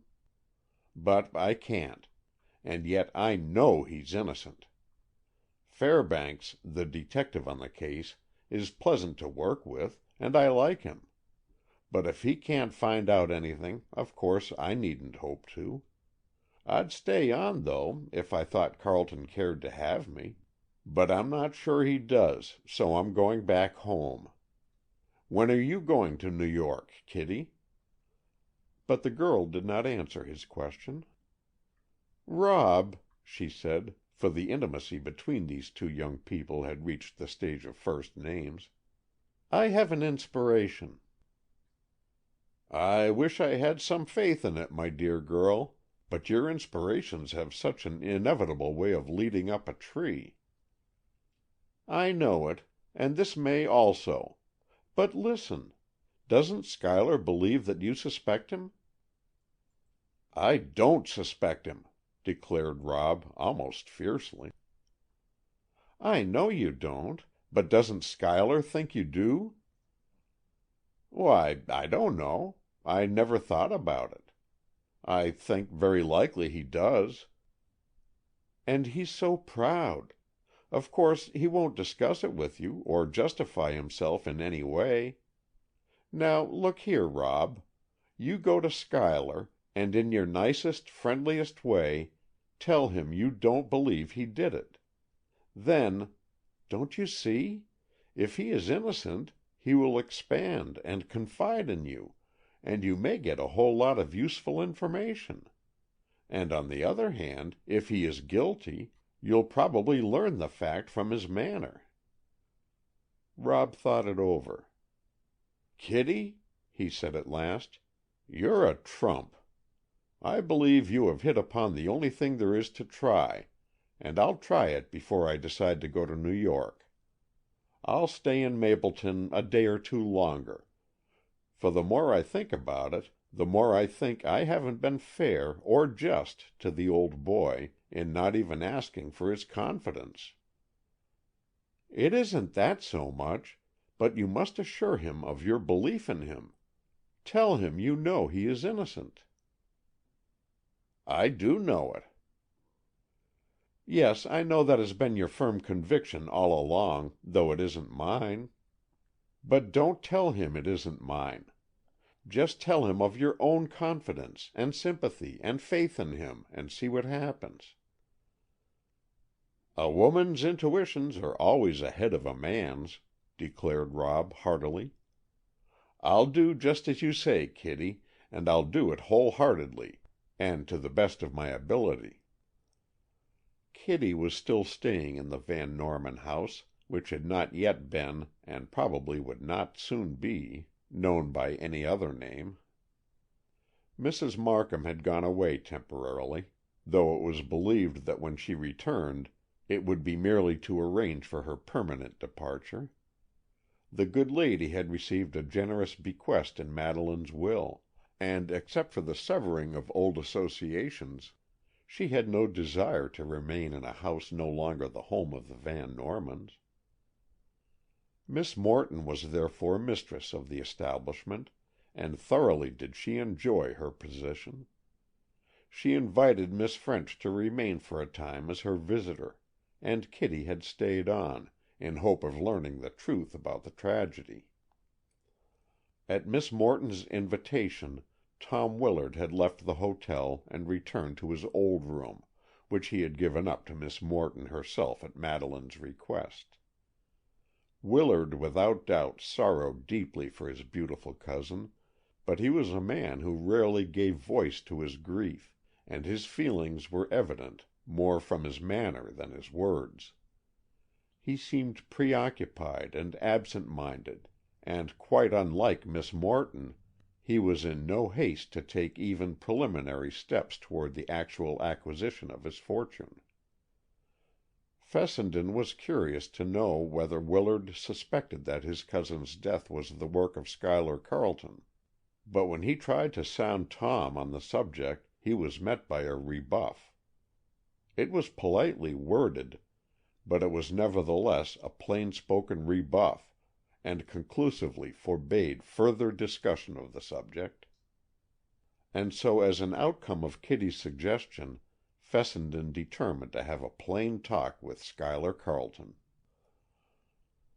"Old man," he said, the first time opportunity found him alone with Schuyler in the Carleton library, "I want to offer you my help.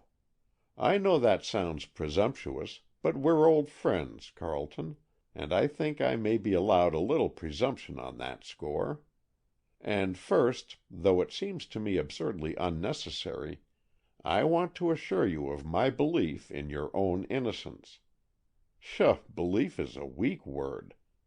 I am positive that you no more killed that girl than I did." The light that broke over Carleton's countenance was a fine vindication of Kitty's theory. The weary, drawn look disappeared from his face, and impulsively grasping Rob's hand, he exclaimed, "Do you mean that?" "Of course I mean it. I never for an instant thought it possible. You're not that sort of a man." "Not that sort of a man," Carleton spoke musingly. "That isn't the point, Fessenden. I've thought this thing out pretty thoroughly, and I must say I don't wonder that they suspect me of the deed. You see, it's a case of exclusive opportunity." "That phrase always makes me tired," declared Rob. "If there's one thing more misleading than circumstantial evidence, it is exclusive opportunity. Now, look here, Carleton, if you'll let me, I'm going to take up this matter. Should you be arrested and tried, and I may as well tell you frankly I'm pretty sure that you will be, I want to act as your lawyer. But in the meantime I want to endeavor to track down the real murderer and so leave no occasion for your trial." Schuyler Carleton looked like a condemned man who had just been granted a reprieve. "Do you know, Fessenden," he said, "you're the only one who does believe me innocent?" "Nonsense, man. Nobody believes you guilty." "They're so strongly suspicious that it's little short of belief," said Carleton sadly. "And truly, Rob, I can't blame them. Everything is against me. I admit there are some things that must be explained away, and, Schuyler, if I'm to be your lawyer, or rather, since I am your lawyer, I must ask you to be perfectly frank with me." Carleton looked troubled. He was not of a frank nature, and it was always difficult for him to confide his personal affairs to anybody. Fessenden saw this and resolved upon strong measures. "You must tell me everything," he said somewhat sternly. "You must do this at the sacrifice of your own wishes. You must ignore yourself, and lay your whole heart bare to me, for the sake of your mother, and for the sake of the woman you love." Schuyler Carleton started as if he had been physically struck. "What do you mean?" he cried. "You know what I mean," said Fessenden gently. "You did not love the woman you were about to marry. You do love another. Can you deny it?" "No," said Carleton, settling back into his apathy. "And since you know that, I may as well tell you all. I admired and respected Madeleine Van Norman, and when I asked her to marry me, I thought I loved her. After that I met someone else. You know this?" "Yes, Miss Burt." "Yes. She came into this house as my mother's companion, and almost from the first time I saw her, I knew that she and not Madeleine was the one woman in the world for me. But, Fessenden, never by word or look did I betray this to Miss Burt while Madeleine lived. If she guessed it, it was only because of her woman's intuition. I was always loyal to Madeleine in word and deed, if I could not be in thought." "Was it not your duty to tell Madeleine this?" "I tried several times to do so, but though I hate to sound egotistical, she loved me very deeply, and I felt that honor bound me to her." "I'm not here to preach to you, and that part of it is, of course, not my affair.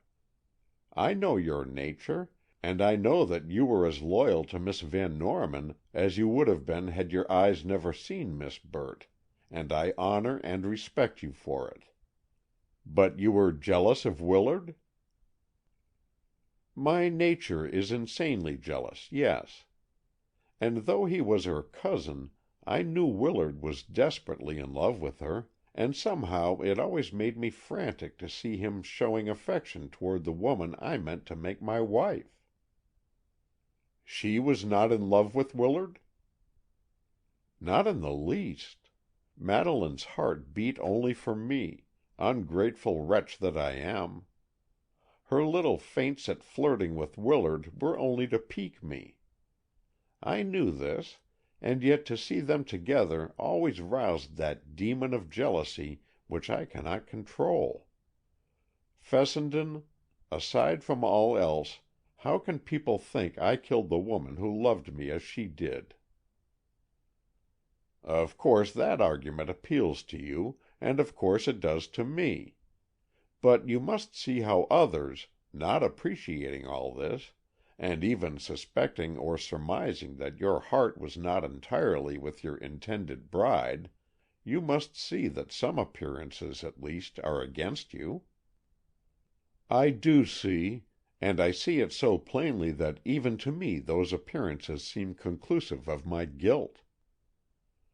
"Never mind what they seem to you, old man. They don't seem so to me. And now I'm going to get to work. First, as I told you, you are going to be frank with me. What were you doing in the Van Norman house before you went into the library?" Schuyler Carleton blushed. It was not the shame of a guilty man, but the embarrassment of one detected in some betrayal of sentiment. "Of course, I will tell you," he said after a moment. "I went there on an errand which I wished to keep entirely secret. There is a foolish superstition in our family that has been observed for many generations. An old reliquary which was blessed by some ancient pope has been handed down from father to son for many generations. The superstition is that unless this ancient trinket hangs over the head of a bridegroom on his wedding day, ill fortune will follow him through life. It is part of the superstition that the reliquary must be put in place secretly, and especially without the knowledge of the bride, else its charm is broken. The whole notion is foolishness, but as my wedding was an ill-starred one anyway, I hoped to gain happiness, if possible, by this means. Of course, I don't think I really had any faith in the thing, but it is such an old tradition in the family that it never occurred to me not to follow it. My mother gave me the reliquary after my father's death, telling me the history of it. I had it with me when I was at the house in the afternoon, and I hoped to find an opportunity to fasten it up in that floral bower, unobserved. But the workmen were busy there when I came away, and I knew there would be many people about the next morning, so I decided to return late at night to do my errand. I had no thought of seeing Madeleine. There were no bright lights in the house, and the drawing-room itself was dark, save for what light came in from the hall. I did go into the house, I suppose, at about 11:15. I didn't note the time, but I dare say Mr. Hunt was correct. Without glancing toward the library then, I went at once to the drawing-room and hid the reliquary among the garlands that formed the top of that bower. As I stood there, I thought over what I was about to do the next day. It seemed to me that I was doing right, and I vowed to myself to be a true and loving husband to my chosen wife. I stood there some time, thinking, and then turned to go away. As I left the room, I noticed a low light in the library, and it occurred to me that if any one should be in there, it would be wiser to make my presence known. So I crossed the hall and went into the library. The rest you know. The sudden shock of seeing Madeleine as she was, just as I had come from what was to have been our bridal bower, nearly unhinged my mind. I picked up the dagger. I turned on lights and rang bells, not knowing what I did. Now I have told you the truth, and if my demeanor has seemed strange, can you wonder at it in a man who experienced what I did, and then is suspected of being the criminal? "Indeed, no," said Fessenden, grasping his friend's hand in sincere sympathy. "It was a terrible experience, and the injustice of the suspicion resting on you makes it 100-fold more horrible." When I went back to the house next morning, I watched for an opportunity, and managed, unobserved, to remove the reliquary from its floral hiding-place. I shall never use it now. There are some men fated not to know happiness, and I am one of those. "Let us hope not," said Fessenden gently. "But whatever the future may hold, let us now keep to the business at hand, and use every possible means to discover the evildoer." End of chapter 18. Chapter 19. The Truth About Miss Burt. Confidential relations thus being established between the two men, Fessenden wished very much to learn a little more concerning Dorothy Burt, but found it a difficult subject to introduce. It was, therefore, greatly to his satisfaction when Carleton himself led up to it. "I've been frank with you, Rob," he said, "but perhaps there's one more thing I ought to confess." "Nonsense, man, I'm not your father confessor. If you've any facts, hand them over, but don't feel that you must justify yourself to me." "But I do want to tell you this, for it will help you to understand my sensitiveness to the whole matter. As you know, Rob, I do love Dorothy Burt, and it is only since Madeleine's death that I have allowed myself to realize how much I love her. I shall never ask her to marry me, for the stigma of this dreadful affair will always remain attached to my name, and suspicion would more than ever turn to me if I showed my regard for Dorothy. As I told you, I never spoke a word of love to her while Madeleine was alive. But she knew. She couldn't help knowing. Brave little girl that she is, she never evinced that knowledge, and it was only when I surprised a sudden look in her eyes that I suspected she too cared for me.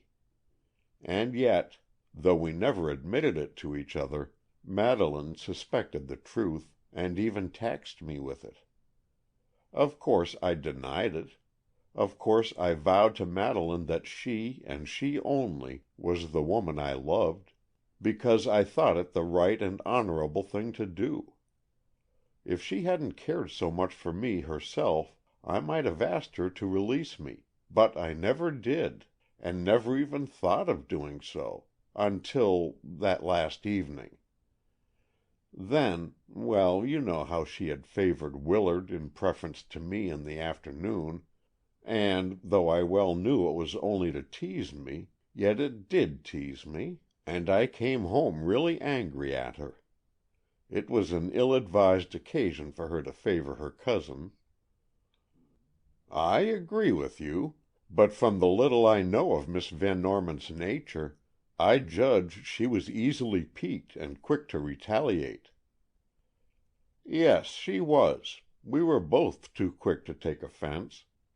But, of course, the real reason for that was the lack of true faith between us.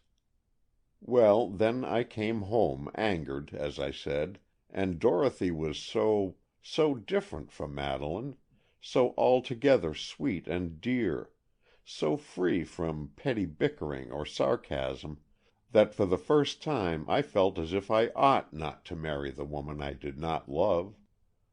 I brooded over this thought all through the dinner hour and the early evening.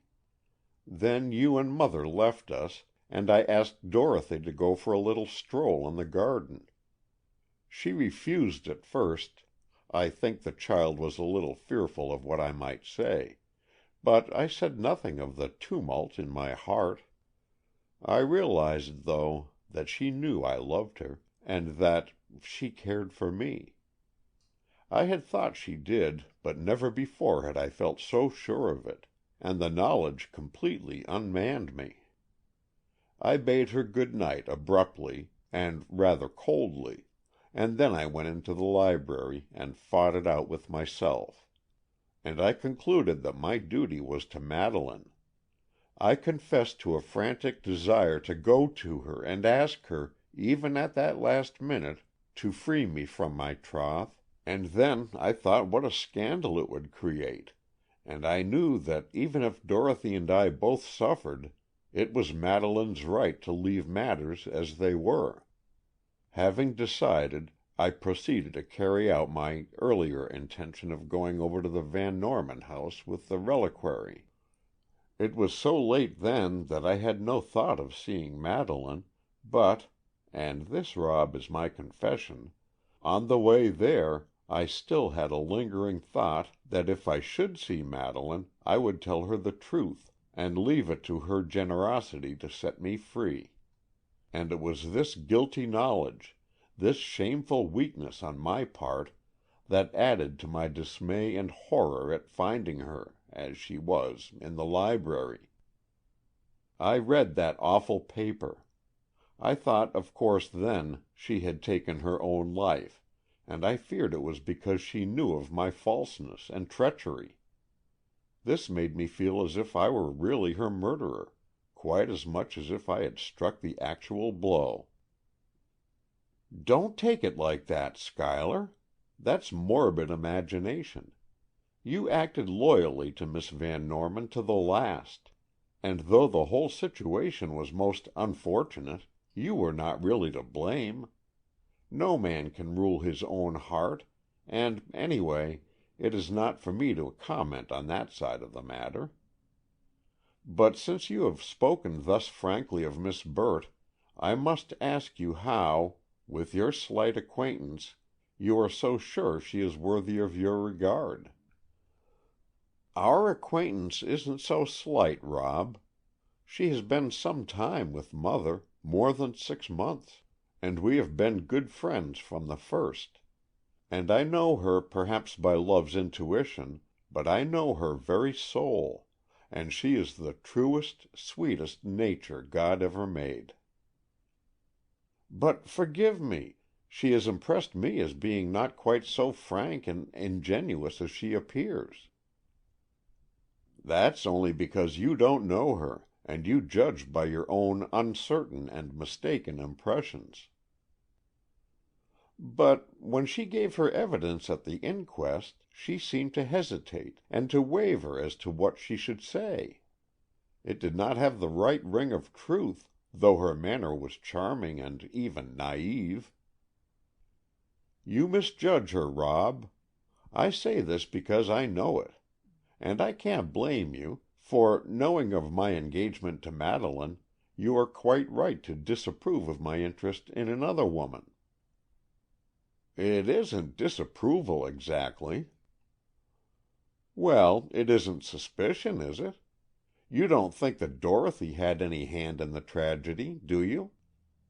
Carleton spoke savagely, with an abrupt change from his former manner, and as he heard his friend's words, Rob knew that he himself had no more suspicion of Dorothy Burt than he had of Carleton. She had testified in a constrained, uncertain manner, but that was not enough to rouse suspicion of her in any way. "Of course not," Fessenden declared heartily. "Don't be absurd. But have I your permission to put a few questions to Miss Burt, not in your presence?" "Of course you have. I trust you to be kind and gentle with her, for she is a sensitive little thing, but I know whatever you may say to her, or she to you, will only make you see more clearly what a dear girl she is." Fessenden was far from sure of this, but having gained Carleton's permission to interview Miss Burt, he said no more about her just then. For a long time the two men discussed the situation, but the more they talked, the less they seemed able to find any plausible theory of the crime. At last Fessenden said, "There is one thing certain. If we are to believe Harris's statement about the locks and bolts, no one could have entered from the outside." "No," said Carleton, "and so we're forced to turn our attention to someone inside the house. But each one in turn seems so utterly impossible. We cannot even suggest Mrs. Markham or Miss Morton." "I don't altogether like that Miss Morton. She acted queerly from the beginning." "Not exactly queerly. She is not a woman of good breeding or good taste, but she only arrived that afternoon, and it's too absurd to picture her stabbing her hostess that night." "I don't care how absurd it is. She profited by Miss Van Norman's death, and she was certainly avid to come into her inheritance at once." "Yes, I know," said Schuyler, almost impatiently. "But I saw Miss Morton when she first came downstairs, and though she was shocked, she really did nobly in controlling herself, and even in directing others what to do. You see, I was there, and I saw them all, and I'm sure that Miss Morton had no more to do with that dreadful deed than I had." "Then what about her burning that will as soon as Miss Van Norman was dead?" "I don't believe it was a will, and in fact I'm not sure she burned anything." "Oh, yes, she did. I heard that French maid story when she first told it, and it was impossible to believe that she was making it up. Besides, Miss French saw Miss Morton rummaging in the desk." "She is erratic, I think, and perhaps not over-refined. But I'm sure she never could have been the one to do that thing. Why, that woman is frightened at everything. She wouldn't dare commit a crime. She is fearfully timid."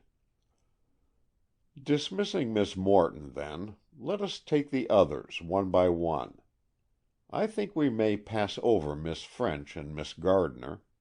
We have no reason to think of Mr. Hunt in this connection, and this brings us down to the servants." "Not quite to the servants," said Carleton, with a peculiar look in his eyes that caught Rob's attention. "Not quite to the servants? What do you mean?" Carleton said nothing, but with a troubled gaze he looked intently at Fessenden. "Cicely!" exclaimed Rob. "You think that?" "I think nothing," said Carleton slowly. "And as an innocent man who was suspected, I hate to hint a suspicion of anyone who may be equally innocent. But does it not seem to you there are some questions to be answered concerning Miss Dupuy?" Fessenden sat thinking for a long time. Surely these two men were just and even generous, and unwilling to suspect without cause. "There are points to be explained," said Rob slowly, "and, Schuyler, since we are talking frankly, I must ask you this. Do you know that Miss Dupuy is very much in love with you?" "How absurd! That cannot be. Why, I've scarcely ever spoken to the girl." "That doesn't matter. The fact remains. Now, you know she wrote that paper which stated that she loved S., but he did not love her. That initial designated yourself, and because of this unfortunate attachment, Cicely was of course jealous, or rather envious, of Madeleine. I have had an interview with Miss Dupuy, in which she gave me much more information about herself than she thought she did, and one of the facts I discovered, from what she didn't say rather than what she did, was her hopeless infatuation for you. It's difficult to believe this, but now that you tell me it is true, I can look back to some episodes which seem to indicate it. But I cannot think it would lead to such desperate results. There's one thing certain. When we do find the criminal, it will have to be somebody we never would have dreamed of, for if there were any probable person, we would suspect him already. Now, merely for the sake of argument, let us see if Cicely did not have exclusive opportunity as well as yourself. Remember, she was the last one who saw Miss Van Norman alive. I mean, so far as we have had any witness or evidence. This fact in itself is always a matter for investigation. And granting the fact of two women, both in love with you, one about to marry you, and the other perhaps insanely jealous, a weapon at hand, no one else astir in the house, is there not at least occasion for inquiry?" Carleton looked aghast. He took up the story, and in a low voice said, "I can add to that. When I came in, as Hunt has testified, Cicely was leaning over the banister, still fully dressed. When I cried out for help 15 minutes later, Cicely was the first to run downstairs. She asked no questions. She did not look toward the library. She glared straight at me with an indescribable expression of fear and horror. I cannot explain her attitude at that moment, but if this dreadful thing we have dared to think of could be true, it would perhaps be a reason. And then, you know, she tried to get possession secretly of that slip of paper after it had served its purpose. Yes, and also after you, by clever observation, had discovered that she wrote it and not Madeleine. Their writing is strangely alike. Yes, even I was deceived, and I have seen much of Madeleine's writing. Fessenden, this is an awful thing to hint, but do you suppose some of the notes I have had purporting to be from Miss Van Norman could have been written by Miss Dupuy? Why not? Several people have said the secretary often wrote notes purporting to be from the mistress. Oh, yes, formal society notes. But I don't mean that. I mean, do you suppose Cicely could have written of her own accord, even unknown to Madeleine, as if, you know, it were Madeleine herself writing?" "Oh, on purpose to deceive you?" "Yes, on purpose to deceive me. It could easily be done. I've seen so much of both their penmanship, and I never noticed it especially. I've always taken it for granted that a purely personal note was written by Madeleine herself. But now, I wonder." "Do you mean notes of importance?" "I mean notes that annoyed me. Notes that voluntarily referred to her going driving or walking with Willard, when there was no real reason for her referring to it. Could it be that Cicely—bah! I cannot say it of any woman." "I see your point, and it is more than possible that Miss Dupuy, knowing of the strained relations between you and Miss Van Norman, might have done anything she could to widen the breach. It would be easy, as she wrote so much of the correspondence, to do this unnoticed." "Yes, that's what I mean. Often Madeleine's notes would contain a gratuitous bit of information about her and Willard, and though she frequently teased me when we were together, I was surprised at her writing these things. I feel sure now that sometimes, at least, they were the work of Miss Dupuy. I can't describe it exactly, but that would explain lots of things otherwise mysterious." "This is getting beyond us," said Rob with a quick sigh. "I think it my duty to report this to the coroner and to Detective Fairbanks, who is officially on the case. I thought I liked detective work, but I don't. It leads one toward too dreadful conclusions. Will you go with me, Carleton? I shall go at once to Mr. Benson." "No, I think it would be better for you to go alone. Remember, I am practically an accused man, and my word would be of little weight. Moreover, you are a lawyer, and it is your right and duty to make these things known.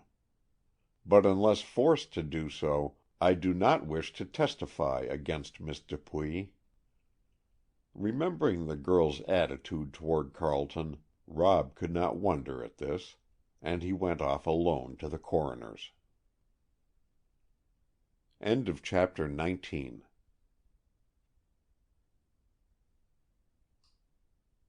Chapter 20. Cicely's Flight.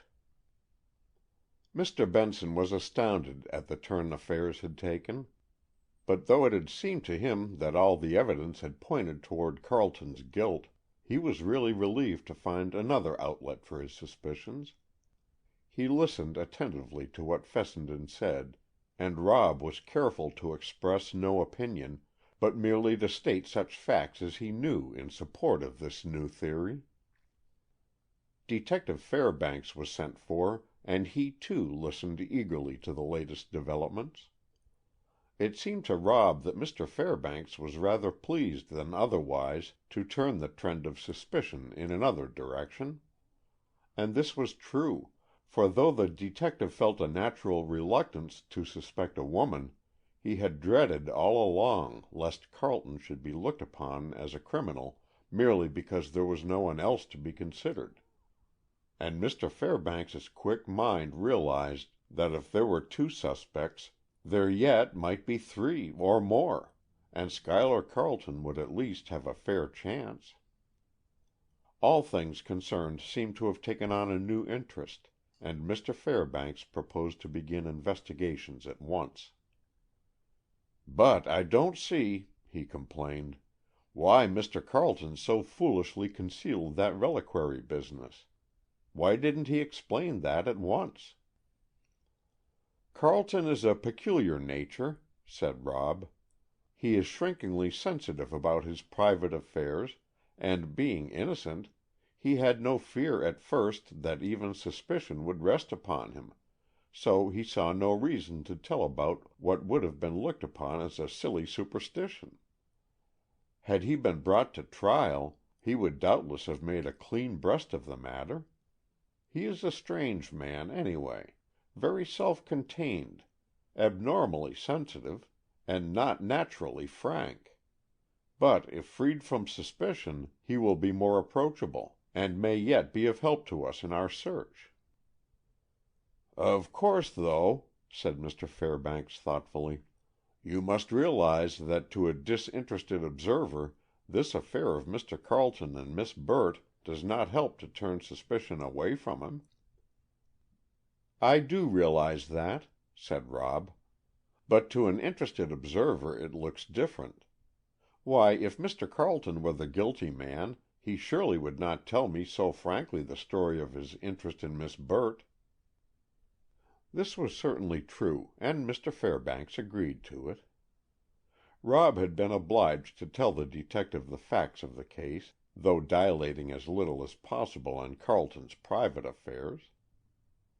"At any rate," said Mr. Fairbanks, "we will not consider Mr. Carleton for the present, but turn toward the new trail, and it may lead us at least in the right direction. If Miss Dupuy is innocent, our investigations can do her no harm, and if she knows more than she has told, we may be able to learn something of importance.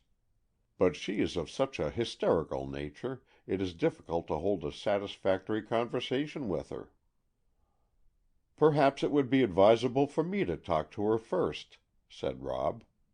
"I might put her more at her ease than a formidable detective could, and then I could report to you what I learn." "Yes," agreed the other. "You could choose an expedient time, and being in the same house, Miss French might help you."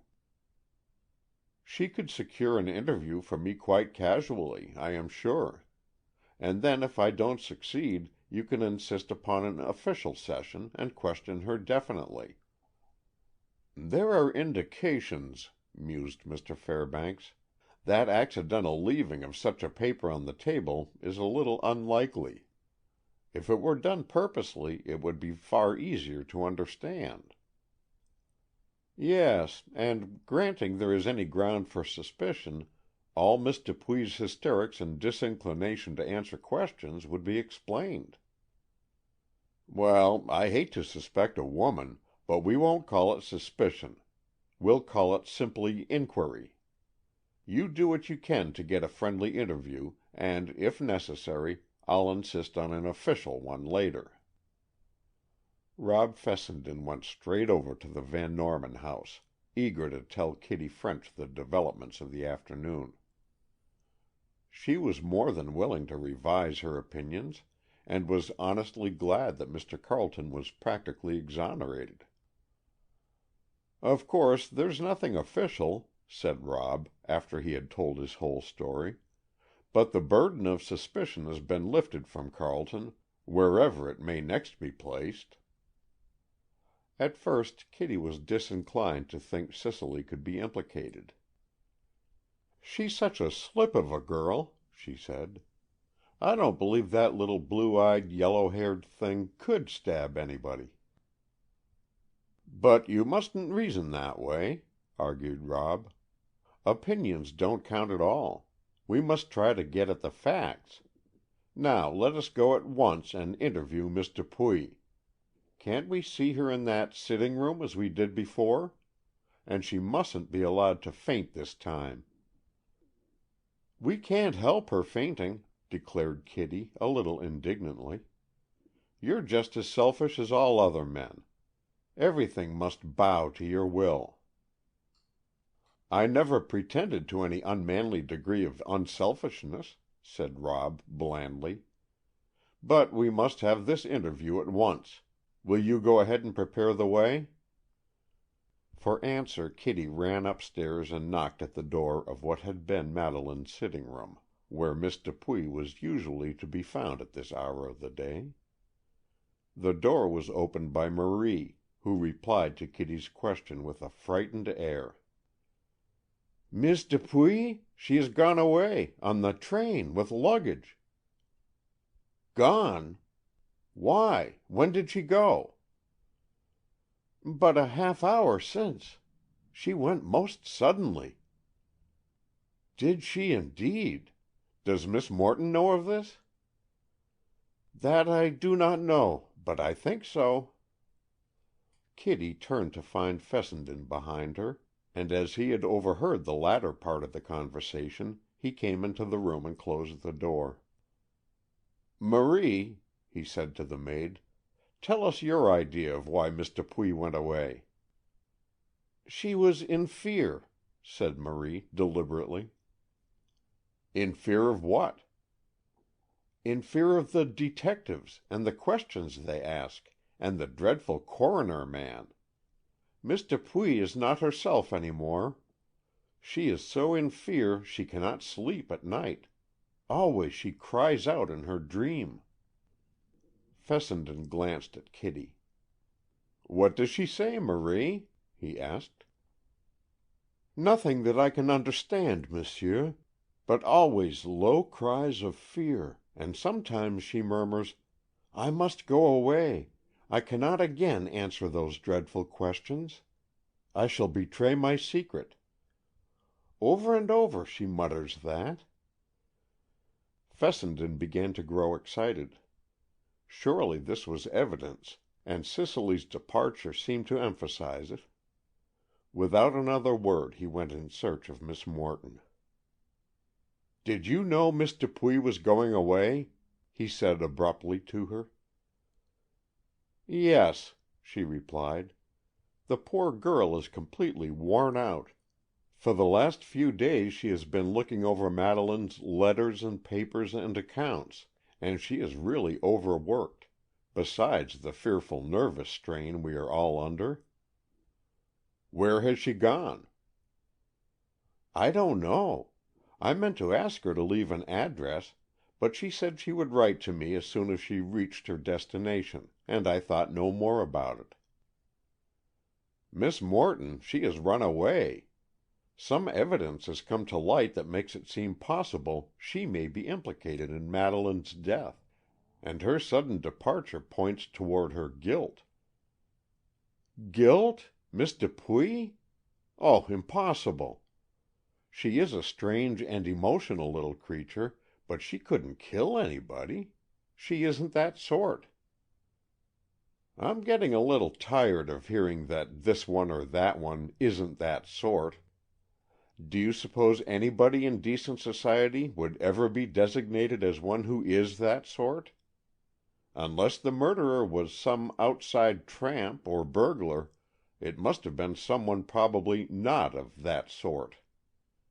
But Miss Morton, we must find Miss Dupuy, and quickly. When did she go?"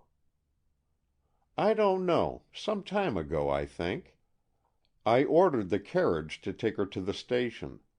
Perhaps she hasn't gone yet, from the station, I mean." Rob looked at his watch. "Do you know anything about train times?" he asked. "No, except that there are not very many trains in the afternoon. I don't even know which way she is going." Rob thought quickly. It seemed foolish to try to overtake the girl at the railway station, but it was the only chance. He dashed downstairs, and catching up a cap as he rushed through the hall, he was out on the road in a few seconds, and running at a steady, practised gait toward the railroad. After he had gone a few blocks, he saw a motor car standing in front of a house. He jumped in and said to the astonished chauffeur, "Whiz me down to the railroad station, and I'll make it all right with your master, and with you, too." The machine was a doctor's runabout, and the chauffeur knew that the doctor was making a long call, so he was not at all unwilling to obey this impetuous and masterful young man. Away they went, doubtless exceeding the speed limit, and in a short time brought up suddenly at the railroad station. Rob jumped out, flung a bill to the chauffeur, gave him a card to give to his master, and waved a good-by as the motor car vanished. He strode into the station, only to be informed by the ticket agent that a train had left for New York about a quarter of an hour since, and another would come along in about 5 minutes, which, though it made no regular stop at Mapleton, could be flagged if desired. A few further questions brought out the information that a young woman corresponding to the description of Miss Dupuy had gone on that train. Fessenden thought quickly. The second train, a fast one, he knew would pass the other at a siding, and if he took it, he would reach New York before Cicely did, and could meet her there when she arrived at the station. Had he had longer to consider, he might have acted differently, but on the impulse of the moment he bought a ticket, said, "Flag her, please," and soon he was on the train actually in pursuit of the escaping girl. As he settled himself in his seat, he rather enjoyed the fact that he was doing real detective work now. Surely Mr. Fairbanks would be pleased at his endeavors to secure the interview with Miss Dupuy under such difficulties. But his plan to meet her at the Grand Central Station was frustrated by an unforeseen occurrence. His own train was delayed by a hot box, and he learned that he would not reach New York until after Miss Dupuy had arrived there. Return from a way station was possible, but Rob didn't want to go back to Mapleton with his errand unaccomplished. He thought it over and decided on a radical course of action. Instead of alighting there himself, he wrote a telegram which he had dispatched from the way station to Miss Kitty French, and which ran, "Gone to New York. Make M. tell C's address, and wire me at the Waldorf." It was a chance, but he took it, and anyway, it meant only spending the night in New York and returning to Mapleton next day if his plan failed. He had a strong conviction that Marie knew Cicely's address, although she had denied it. If this were true, Kitty could possibly learn it from her, and let him know in time to hunt up Cicely in New York. And if Marie really did not know the address, there was no harm done, after all. The excitement of the chase stimulated Rob's mental activity, and he gave rein to his imagination. If Cicely Dupuy were guilty, she would act exactly as she had done, he thought. A calmer, better balanced woman would have stayed at Mapleton and braved it out, but Miss Dupuy's excitable temperament would not let her sleep or rest, and made it impossible for her to face inquiry discreetly. Rob purposed, if he received the address he hoped for, to go see the girl in New York, and by judicious kindliness of demeanor to learn more from her about the case than she would tell under legal pressure. As it turned out, whatever might be his powers of detective acumen, his intuition regarding Marie's information was correct. Kitty French, quickly catching the tenor of the telegram, took Marie aside and commanded her to give up the address. Marie volubly protested and denied her knowledge, but Kitty was firm, and the stronger will conquered. Luckily, Marie at last told, and Kitty went herself to send the telegram. Marie accompanied her, as it was then well after dusk, but Kitty did not permit the girl to enter the telegraph office with her. And so, by 10 o'clock that evening, Rob Fessenden received from the hotel clerk a telegram bearing an address in West 66th Street, which not only satisfied his wish, but caused him to feel greatly pleased at his own sagacity. It was too late to go up there that evening, and so the amateur detective was forced to curb his impatience until the next morning. He was afraid the bird might have flown by that time, but there was no help for it. He thought of telephoning, but he didn't know the name of the people Cicely had gone to, and, too, even if he could succeed in getting the call, such a proceeding would only startle her. So he devoted the rest of the evening to writing a letter to Kitty French, ostensibly to thank her for her assistance, but really for the pleasure of writing her. This he posted at midnight, thinking that if he should be detained longer than he anticipated, she would then understand why. Next morning the eager young man ate his breakfast and read his paper, a bit impatiently, while he waited for it to be late enough to start. Soon after 9 he called a taxicab and went to the address Kitty had sent him. Only the house number had been told in the message, so when Fessenden found himself in the vestibule of an apartment house, with 16 names above corresponding bells, he was a bit taken aback. "I wish I'd started earlier," he thought, "for it's a matter of trying them all until I strike the right one." But he fancied he could deduce something from the names themselves, at least for a start. Eliminating 1 or 2 Irish-sounding names, also a Smith and a Miller, he concluded to try first 2 names which were doubtless French. The first gave him no success at all, but, undiscouraged, he tried the other. "I wish to see Miss Dupuy," he said to the woman who opened the door. "She is not here," was the curt answer. But the intelligence in the woman's eye at the mention of the name proved to Fessenden that at least this was the place. "Don't misunderstand," he said gently. "I want to see Miss Dupuy merely for a few moments' friendly conversation. It will be for her advantage to see me, rather than to refuse." "But she is not here," repeated the woman. "There is no person of that name in my house." "When did she go?" asked Rob quietly, so quietly that the woman was taken off her guard. "About half an hour ago," she said, and then, with a horror-stricken look at her own thoughtlessness, she added hastily, "I mean my friend went.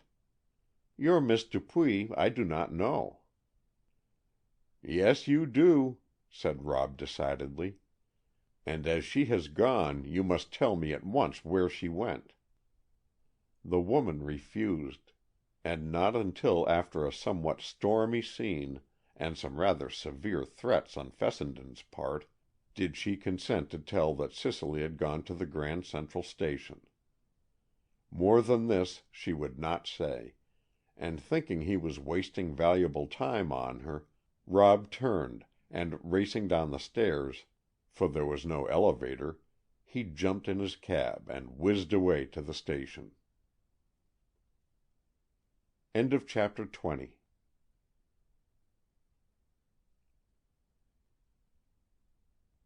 Chapter 21.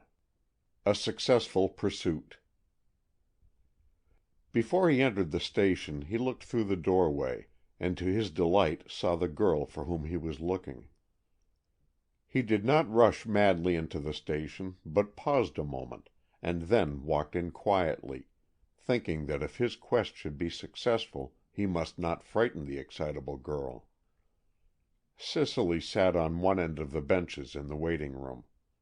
In her dainty traveling costume of black, and her small hat with its black veil, she looked so fair and young that Rob felt sudden misgivings as to his errand. But it must be done, and, quietly advancing, he took a seat beside her. "Where are you going, Miss Dupuy?" he asked in a voice which was kinder and more gentle than he himself realized. She looked up with a start, and said in a low voice, "Why do you follow me? May I not be left alone to go where I choose?" "You may, Miss Dupuy, if you will tell me where you are going, and give me your word of honor that you will return if sent for." "To be put through an examination? No, thank you. I'm going away where I hope I shall never see a detective or a coroner again." "Are you afraid of them, Miss Dupuy?" The girl gave him a strange glance, but it showed anxiety rather than fear. However, her only reply was a low-spoken, "Yes." "And why are you afraid?" "I am afraid I may tell things that I don't want to tell." The girl spoke abstractly, and seemed to be thinking aloud rather than addressing her questioner. It may be that Fessenden was influenced by her beauty, or by the exquisite femininity of her dainty contour and apparel, but aside from all this, he received a sudden impression that what the girl said did not betoken guilt. He could not have explained it to himself, but he was at that moment convinced that though she knew more than she had yet told, Cicely Dupuy was herself innocent. "Miss Dupuy," he said very earnestly, "won't you look upon me as a friend instead of a foe? I am quite sure you can tell me more than you have told about the Van Norman tragedy. Am I wrong in thinking you are keeping something back?" "I have nothing to tell," said Cicely, and the stubborn expression returned to her eyes. It did not seem a very appropriate place in which to carry on such a personal conversation, but Fessenden thought perhaps the very publicity of the scene might tend to make Miss Dupuy preserve her equanimity better than in a private house. So he went on: "Yes, you have several things to tell me, and I want you to tell me now. The last time I talked to you about this matter, I asked you why you gave false evidence as to the time that Mr. Carleton entered the Van Norman house that evening, and you responded by fainting away. Now, you must tell me why that question affected you so seriously." "It didn't. I was nervous and overwrought, and I chanced to faint just then."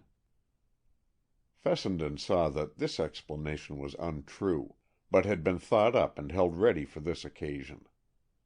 He saw, too, that the girl held herself well in hand, so he dared to be more definite in his inquiries. "Do you know, Miss Dupuy, that you are seriously incriminating yourself when you give false evidence?" "I don't care," was the answer, not flippantly given, but with an earnestness of which the speaker herself seemed unaware. And Fessenden was a good enough reader of character to perceive that she spoke truthfully. The only construction he could put upon this was that, as he couldn't help believing, the girl was innocent and therefore feared no incriminating evidence against her. But in that case, what was she afraid of, and why was she running away? "Miss Dupuy," he began, starting on a new tack, "please show more confidence in me. Will you answer me more straightforwardly if I assure you of my belief in your own innocence? I will not conceal from you the fact that not every one is so convinced of that as I am, and so I look to you for help to establish it." "Establish what? My innocence?" said Cicely, and now she looked bewildered rather than afraid. "Does anybody think that I killed Miss Van Norman?" "Without going so far as to say any one thinks so, I will tell you that they think there are indications that point to such a thing." "How absurd!" said Cicely, and the honesty of her tone seemed to verify Fessenden's conviction that whatever guilty knowledge this girl might possess, she herself was innocent of crime. "If it is an absurd idea, then why not return to Mapleton and answer any queries that may be put to you? You are innocent, therefore you have nothing to fear." "I have a great deal to fear." The girl spoke gently, even sadly, now. She seemed full of anxiety and sorrow, that yet showed no trace of apprehension for herself. All at once a light broke upon Fessenden. She was shielding somebody. Nor was it hard to guess who it might be. "Miss Dupuy," began Rob again, eagerly this time, "I have succeeded in establishing, practically, Mr. Carleton's innocence. May I not likewise establish your own?" "Mr. Carleton's innocence!" repeated the girl, clasping her hands. "Oh, is that true? Then who did do it?" "We don't know yet," went on Rob, hastening to make the most of the advantage he had gained. "But having assured you that it was not Schuyler Carleton, Will you not tell me what it is you have been keeping secret?" "How do you know Mr. Carleton is innocent? Have you proved it? Has some one else confessed?" "No, no one has confessed, and indeed I may as well own up that no one is quite sure of Mr. Carleton's innocence as I am myself. But I am sure of it, and I'm going to prove it. Now, will you not help me to do so?" "How can I help you?" "By explaining that discrepancy in time, so far as you can. You testified that Mr. Carleton entered the house at 11:30, and Mr. Hunt said he came in at 15:15. What made you tell that falsehood, and stick to it?" "Why, nothing," exclaimed Cicely, "except that I thought I saw Mr. Carleton come into the house some little time before he cried out for help. I was looking over the baluster when Mr. Hunt said he saw me, and I, too, thought it was Mr. Carleton who came in then." "It was Mr. Carleton, but he has satisfactorily explained why he came in, and what he was doing until the time when he called out for help. Why did you not tell us about this at first?" "I was afraid they might connect Mr. Carleton with the murder, and I was afraid—" "You were afraid that he really had done the deed?" "Yes," said Cicely, in a very low voice, but with an intonation that left no doubt of her truthfulness.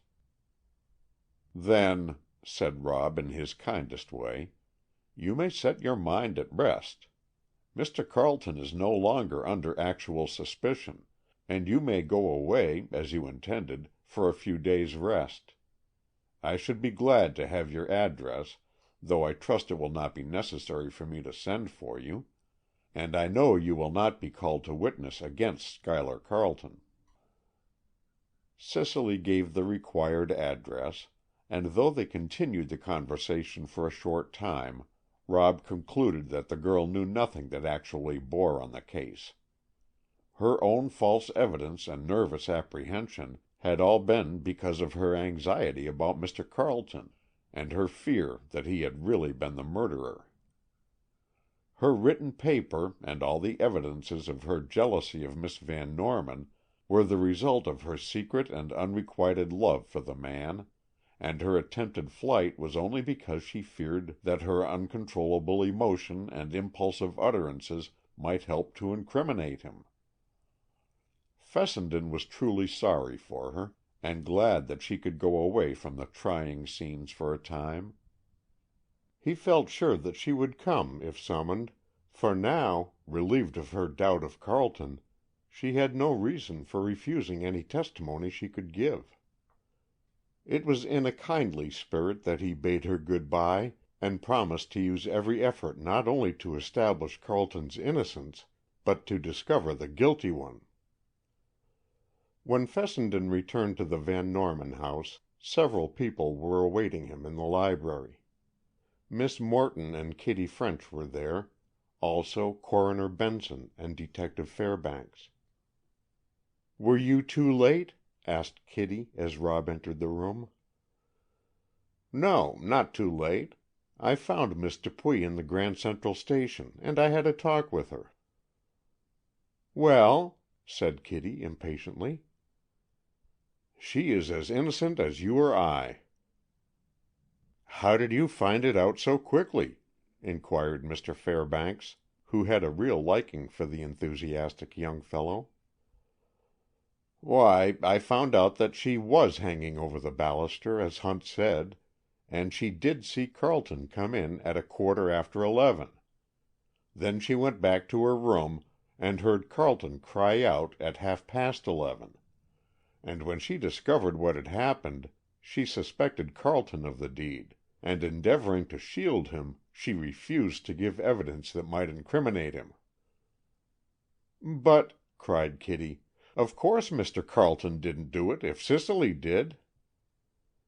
"But you don't see, Miss French," said the older detective, as Fessenden sat staring in blank surprise at what he deemed Kitty's stupidity. Don't you see that if Miss Dupuy suspected Mr. Carleton, she couldn't by any possibility be guilty herself?" "Why, of course she couldn't," exclaimed Kitty. "And I'm truly glad, for I can't help liking that girl, if she is queer. But then who did do it?" Suspicion was again at a standstill. There was no evidence to point anywhere. There were no clues to follow, and no one had any suggestion to offer. It was at this juncture that Tom Willard and Schuyler Carleton came in together.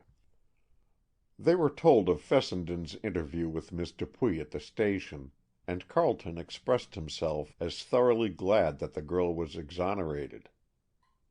He said little, however, for it was a delicate subject, since it all hinged on Miss Dupuy's affection for himself. Tom Willard listened to Fessenden's recital, but he only said that nothing would ever have induced him to suspect Miss Dupuy anyway, for it could not have been the deed of a fragile young girl. "The blow that killed Maddy was powerfully dealt," said Tom, "and I can't help thinking it was some tramp or professional burglar who was clever enough to elude Harris's fastenings. Or some window may have been overlooked that night. At any rate, we have no more plausible theory." "We have not," said Mr. Fairbanks, "but I, for one, am not content to let the matter rest here. I should like to suggest that we call in some celebrated detective, whose experience and skill would discover what is beyond the powers of Mr. Fessenden and myself." Rob felt flattered that Mr. Fairbanks classed him with himself, and felt anxious, too, that the suggestion of employing a more skillful detective should be carried out. "But," objected Coroner Benson, "to engage a detective of high standing would entail considerable expense, and I am not sure that I'm authorized to sanction this." There was a silence, but nearly every one in the room was thinking that surely this was the time for Tom Willard to make use of his lately inherited Van Norman money. Nor was Willard delinquent. Though showing no overwillingness in the matter, he said plainly that he would be glad if Coroner Benson or Mr. Fairbanks would engage the services of the best detective they could find, and allow him to defray all expenses attendant thereon. At this, a murmur of approval went around the room. All his hearers were at their wits' end what to do next, and the opportunity of putting a really great detective on the case was welcome indeed. "But I don't believe," said Willard, "that he will find out anything more than our own men have discovered."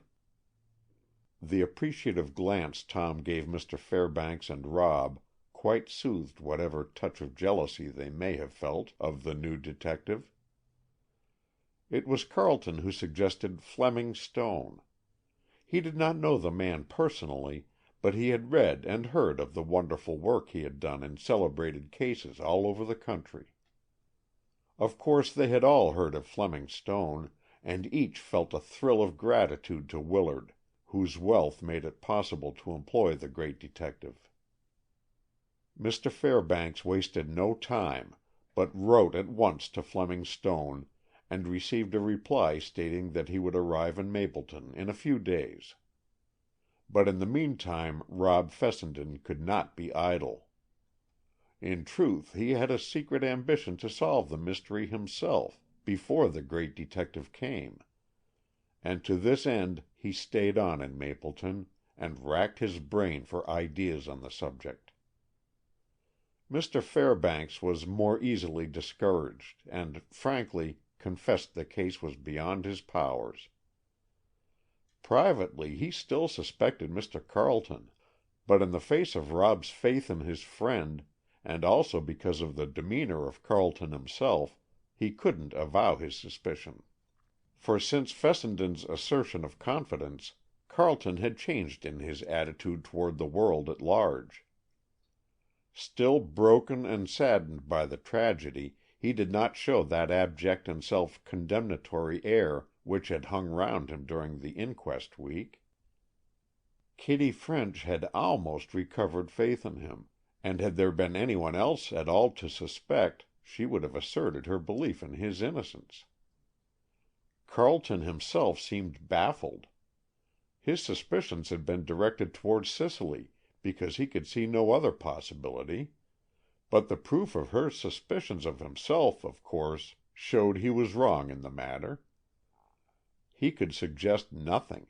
He could think of nobody who might have done the deed, and he was thoroughly content to place the whole affair unreservedly in the hands of Fleming Stone. Indeed, every one seemed to be glad of the expected help, if we except Fessenden. He was restlessly eager to do something himself, and saw no reason why he shouldn't keep on trying until Stone came. End of chapter 21.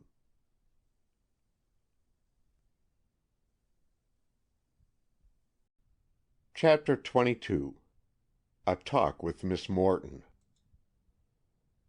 Of course Fessenden confided his wishes to Kitty French. Equally, of course, that obliging young woman was desirous of helping him attain them. But neither of them could think of new lines of investigation to pursue. "We've no clue but that little cachou," said Miss French, by way of summing up. "And as that's no good at all, we have really nothing that can be called a clue." "No," agreed Rob, "and we have no suspect. Now that Carleton and Miss Dupuy are both out of it, I don't see who could have done it." "I never felt fully satisfied about Miss Morton and her burned paper," said Kitty thoughtfully. They were walking along a village road while carrying on this conversation, so there was no danger of Miss Morton's overhearing them. "I've never felt satisfied about that woman anyway," said Rob. "The oftener I see her, the less I like her. She's too smug and complacent, and yet when she was questioned she went all to pieces." "Well, as she flatly contradicted what Marie had said, of course they couldn't keep on questioning her. You can't take a servant's word against a lady's." "You ought to, in a serious case like this. I say, Kitty, let's go there now and have a heart-to-heart talk with her." Kitty laughed at the idea of a heart-to-heart talk between those two people, but she said she was willing to go. "It mayn't amount to anything," went on Rob, "and yet it may. I've asked Mr. Fairbanks to chase up that burned paper matter, but he said there was nothing in it. He didn't hear Marie's story, you see. He only heard it retold, and he doesn't know how sincere that girl seemed to be when she told about it." "Yes, and I saw Miss Morton in Mattie's room, too. I think she ought to tell what she was up to." So to the Van Norman house went the two inquisitors, and had Miss Morton known of their fell designs, she might not have greeted them as cordially as she did. Miss Morton had grown fond of Kitty French during the girl's stay with her, and she looked with approval on the fast-growing friendship between her and young Fessenden. As the hostess of the Van Norman house, too, Miss Morton showed a kindly hospitality, and though she was without doubt eccentric, and sometimes curt of speech, she conducted the household and directed the servants with very little friction or awkwardness. She was most friendly toward Tom Willard and Schuyler Carleton, and the latter often dropped in at the tea hour. Fessenden dropped in at any hour of the day, and of course Mr. Fairbanks came and went as he chose. Fessenden and Kitty found Miss Morton in the library, and, as they had decided beforehand, went straight to the root of the matter. "Miss Morton," Fessenden began, "I want to do a little more questioning on my own account, before Mr. Fleming Stone arrives. I'm sure you won't object to helping me out a bit by answering a few queries." "Go ahead," said Miss Morton grimly, but not unkindly. "They are a bit personal," went on Rob, who was at a loss how to begin, now that he was really told to do so. "Well?" This time Miss Morton's tone was more crisp, and Kitty began to see that Rob was on the wrong tack. So she took the helm herself, and said with a winning smile, "We want you to tell us frankly what was the paper you burned." Something in Miss Morton's expression went to the girl's heart, and she added impulsively, "I know it wasn't anything that affects the case at all, and if you want to refuse us, you may." "I'd rather not tell you," said Miss Morton, and a far-away look came into her strange eyes. "But since you have shown confidence in me, I prefer to return it." She took Kitty's hands in hers, and from the gentle touch the girl was sure that whatever the nature of the coming confidence, it was not that of a guilty conscience. "As you know, Kitty," she began, addressing the girl, though she glanced at Rob occasionally, "many years ago I was betrothed to Richard Van Norman. We foolishly allowed a trifling quarrel to separate us for life. I will not tell you the story of that now, although I will some time, if you care to hear it. But we were both quick-tempered, and the letters that passed between us at that time were full of hot, angry, unconsidered words.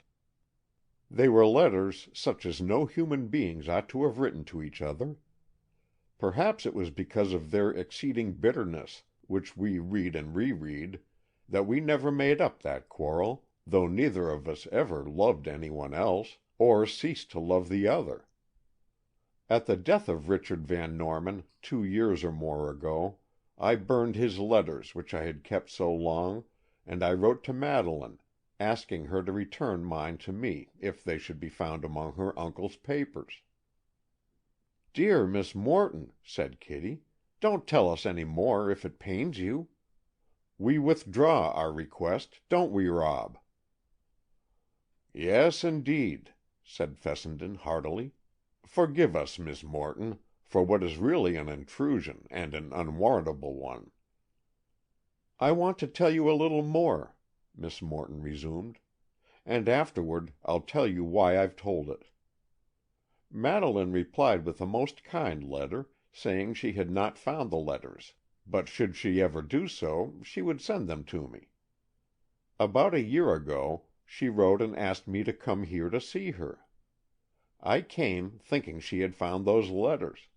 She had not, but she had found her uncle's diary, which disclosed his feelings toward me, both before and after our quarrel, and she told me then she intended to leave this place to me in her will, because she thought it ought to be mine.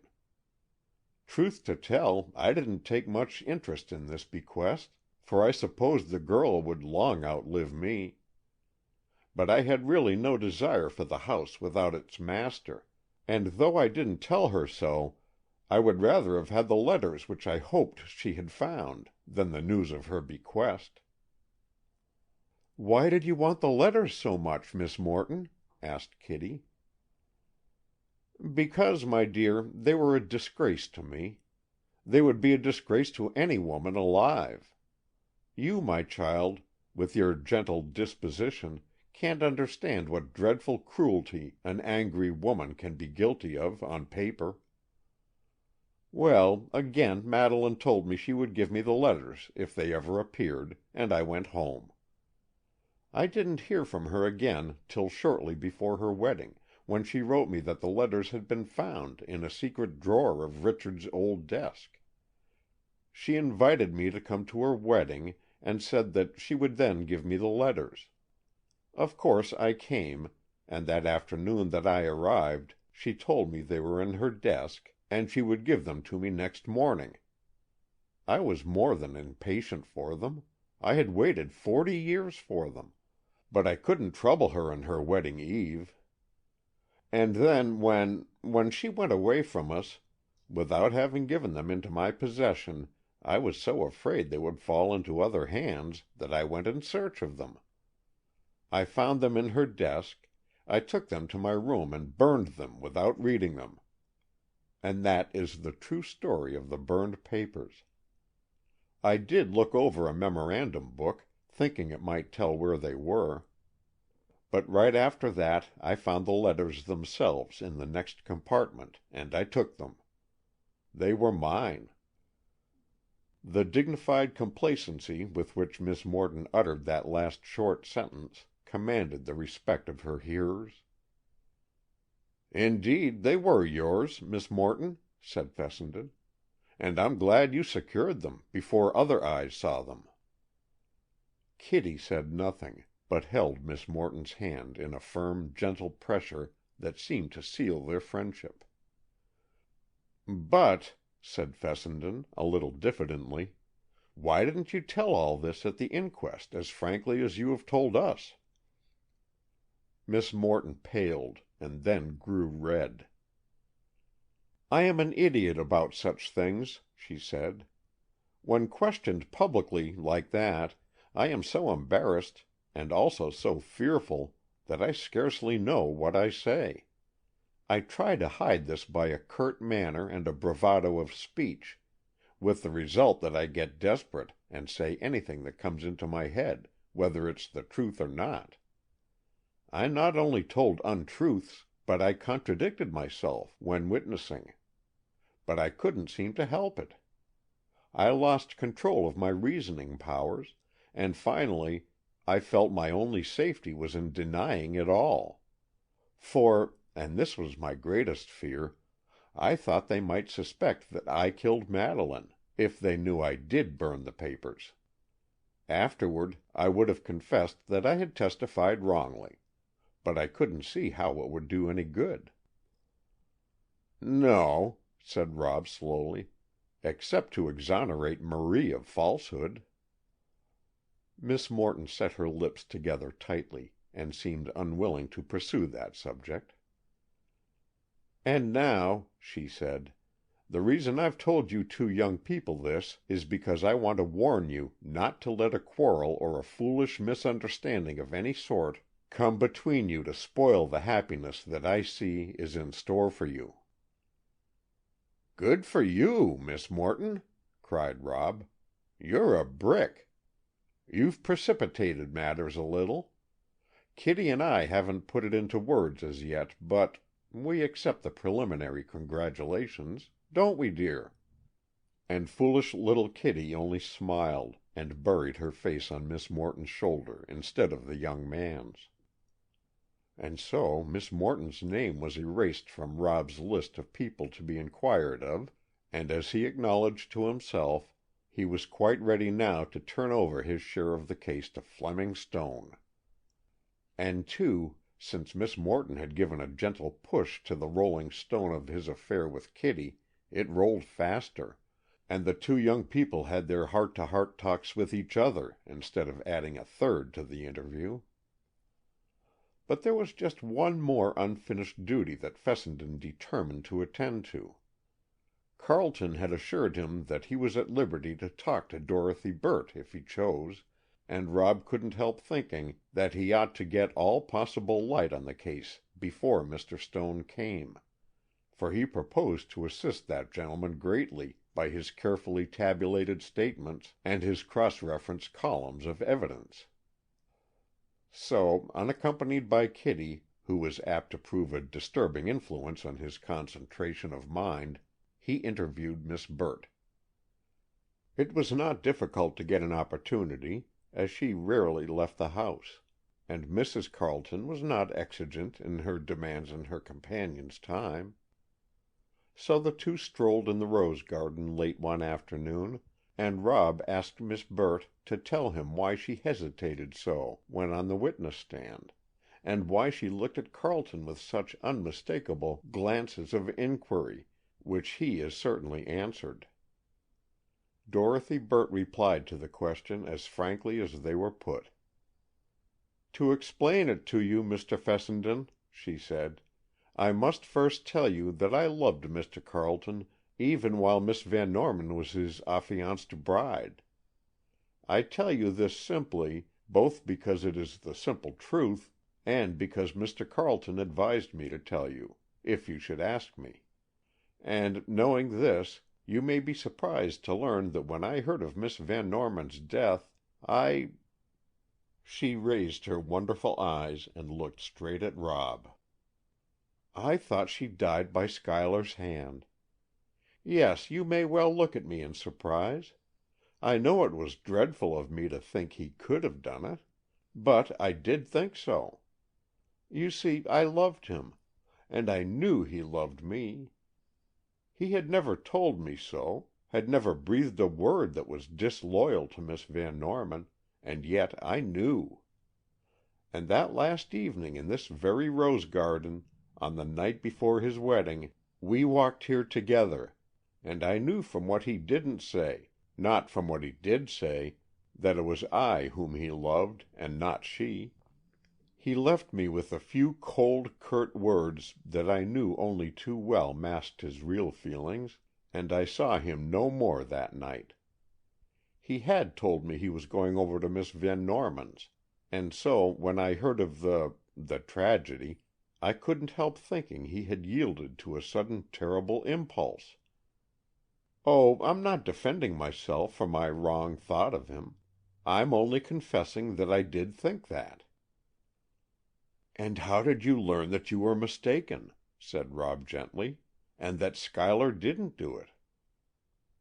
"Why, the very next night he told me he loved me," said the girl, her face alight with a tender glory.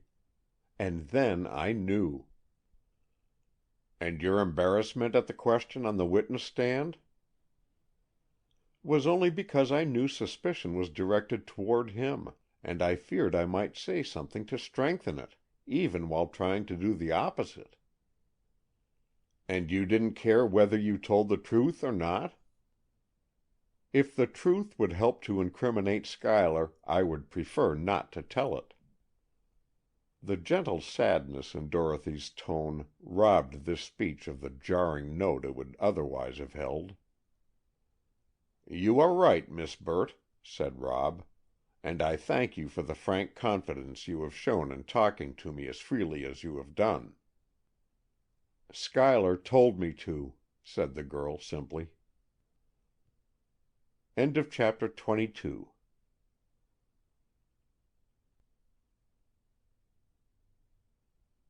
Chapter 23.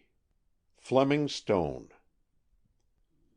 When Fessenden told Kitty of his interview with Dorothy Burt, she agreed that he had now followed every trail that had presented itself, or had been suggested by anybody. Mr. Fairbanks, too, admitted he was at his wit's end, and saw no hope of a solution of the mystery except through the services of Fleming Stone. And so, when the great detective arrived, both Fairbanks and Fessenden were ready to do anything they could to help him, but had no suggestions to make.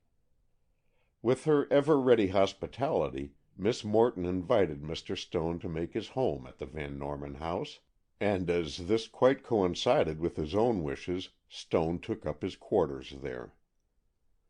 The first evening of his arrival, he listened to the details of the case. Fleming Stone was of a most attractive personality. He was nearly 50 years old, with graying hair, and a kindly, responsive face. At dinner he had won the admiration of all by his tact and interesting conversation. At the table the business upon which he had come had not been mentioned, but now the group assembled in the library felt that the time had come to talk of the matter. It was a strangely assorted household. Tom Willard, though the only relative of the Van Normans present, was in no way the head of the house.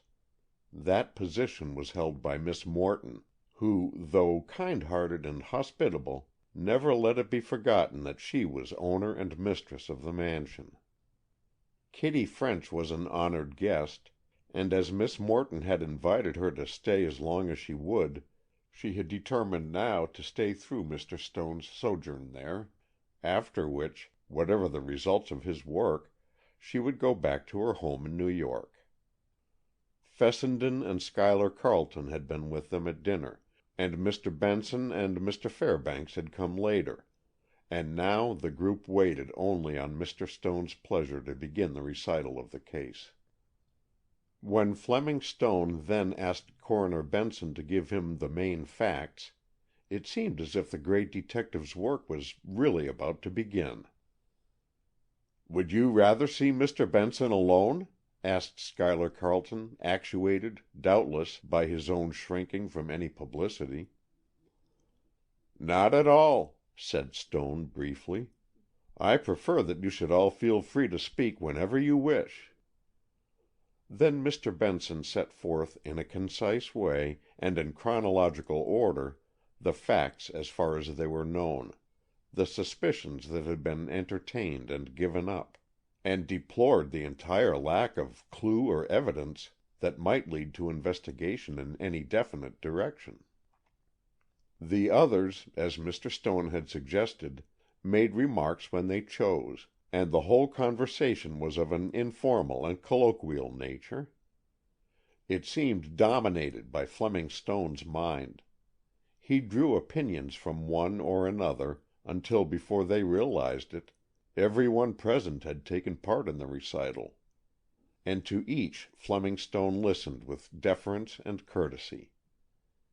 The coroner's legal phrases, Fessenden's impetuous suggestions, Tom's blunt remarks, Carleton's half-timid utterances, Kitty's volatile sallies, and even Miss Morton's futile observations, all were listened to and responded to by Fleming Stone with an air of deep interest and consideration. As the hour grew late, Mr. Stone said that he felt thoroughly acquainted with the facts of the case, so far as they could be told to him. He said he could express no opinion nor offer any suggestions that night, but that he hoped to come to some conclusions on the following day, and if they would all meet him in the same place the next evening, he would willingly disclose whatever he might have learned or discovered in the meantime. This put an end to the conversation, and Mr. Benson and Mr. Fairbanks went home. The ladies went to their rooms, and Carleton, Fessenden, and Willard sat up for an hour's smoke with Fleming Stone, who entertained them with talk on subjects far removed from murder or sudden death. The next morning Fleming Stone expressed a desire to be shown all the rooms in the house. "In a case like this," he said, "with no definite clues to follow, the only thing to do is to examine the premises in hope of happening upon something suggestive." Kitty was eager to be Mr. Stone's guide, and easily obtained Miss Morton's permission to go into all of the rooms of the old mansion. Fessenden went with them, and though the tour of the sleeping rooms was quickly made, it was evident that the quick eye of the detective took in every detail that was visible. He stayed longer in Madeleine's sitting room, but though he picked up a few papers from her desk and glanced at them, he showed no special interest in the room. Downstairs they went then, and found Mr. Fairbanks in the library, awaiting them. He brought no news or fresh evidence, and had merely called in hope of seeing Mr. Stone. The great detective was most frank and kindly toward his lesser colleague, and made him welcome with a genial courtesy. "I'm going to make a thorough examination of these lower rooms," said Fleming Stone, "and I should be glad of the assistance of you two younger men. My eyes are not what they once were." Mr. Fairbanks and Rob well knew that this statement was merely an idle compliment to themselves, for the eyes of Fleming Stone had never yet missed a clue, however obscurely hidden. But Kitty, ignorant of the principles of professional etiquette, really thought that Fleming Stone was depending on his two companions for assistance. Tom Willard had gone out, and Miss Morton was looking after her all-important housekeeping, so the three men and Kitty French were alone in the library. In his quick, quiet way, Fleming Stone went rapidly round the room. He examined the window fixtures and curtains, the mantel and fireplace, the furniture and carpet, and came to a standstill by the library table. The dagger, which was kept in a drawer of the table, was shown to him, but though he examined it a moment, it seemed to have little interest for him. "There's not a clue in this room," he said, almost indignantly. "There probably were several the morning after the murder, but the thorough sweepings and dustings since have obliterated every trace." Somewhat abruptly he went into the large hall. Here his proceedings in the library were duplicated. "Nothing at all," he said, "but what could be expected in a room which is a general thoroughfare?" Then he went into the drawing room. The other three followed, feeling rather depressed at the hopeless outlook, and a little disappointed in the great detective. Stone glanced around the large apartment. "Swept, scrubbed, and polished," he declared, as he glanced with disfavor at the immaculate room. "And indeed it was quite necessary," said Miss Morton, who entered just then. "After all those vines and flowers were taken away, and as a good deal of the furniture was out, I took occasion for a good bit of housekeeping." "Well," said Fleming Stone quietly, "there's one clue they didn't sweep away. Here is where the assassin entered." As he spoke, Mr. Stone was leaning against the mantel and looking down at the immaculately brushed hearth. "Where?" cried Kitty, darting forward, and though the others gave no voice to their curiosity, they waited breathlessly for Stone's next utterance. The hearth and the whole fireplace were tiled, and in the floor tiling under the andirons was a rectangular iron plate, with an oval opening closed by an iron cover. This cover was hinged, and could be raised and thrown back to permit ashes to be swept into the chute. The iron plate was sunk flush with the hearth, and cemented into the brickwork, and the cover fitted into the rim so closely that scarce a seam showed. "He came up through this hole in the fireplace," said Stone, almost as if talking to himself, "very soon after Miss Dupuy went upstairs at 10:30. Before Mr. Carleton arrived at 11:15, the murderer had finished his work and had departed by this same means."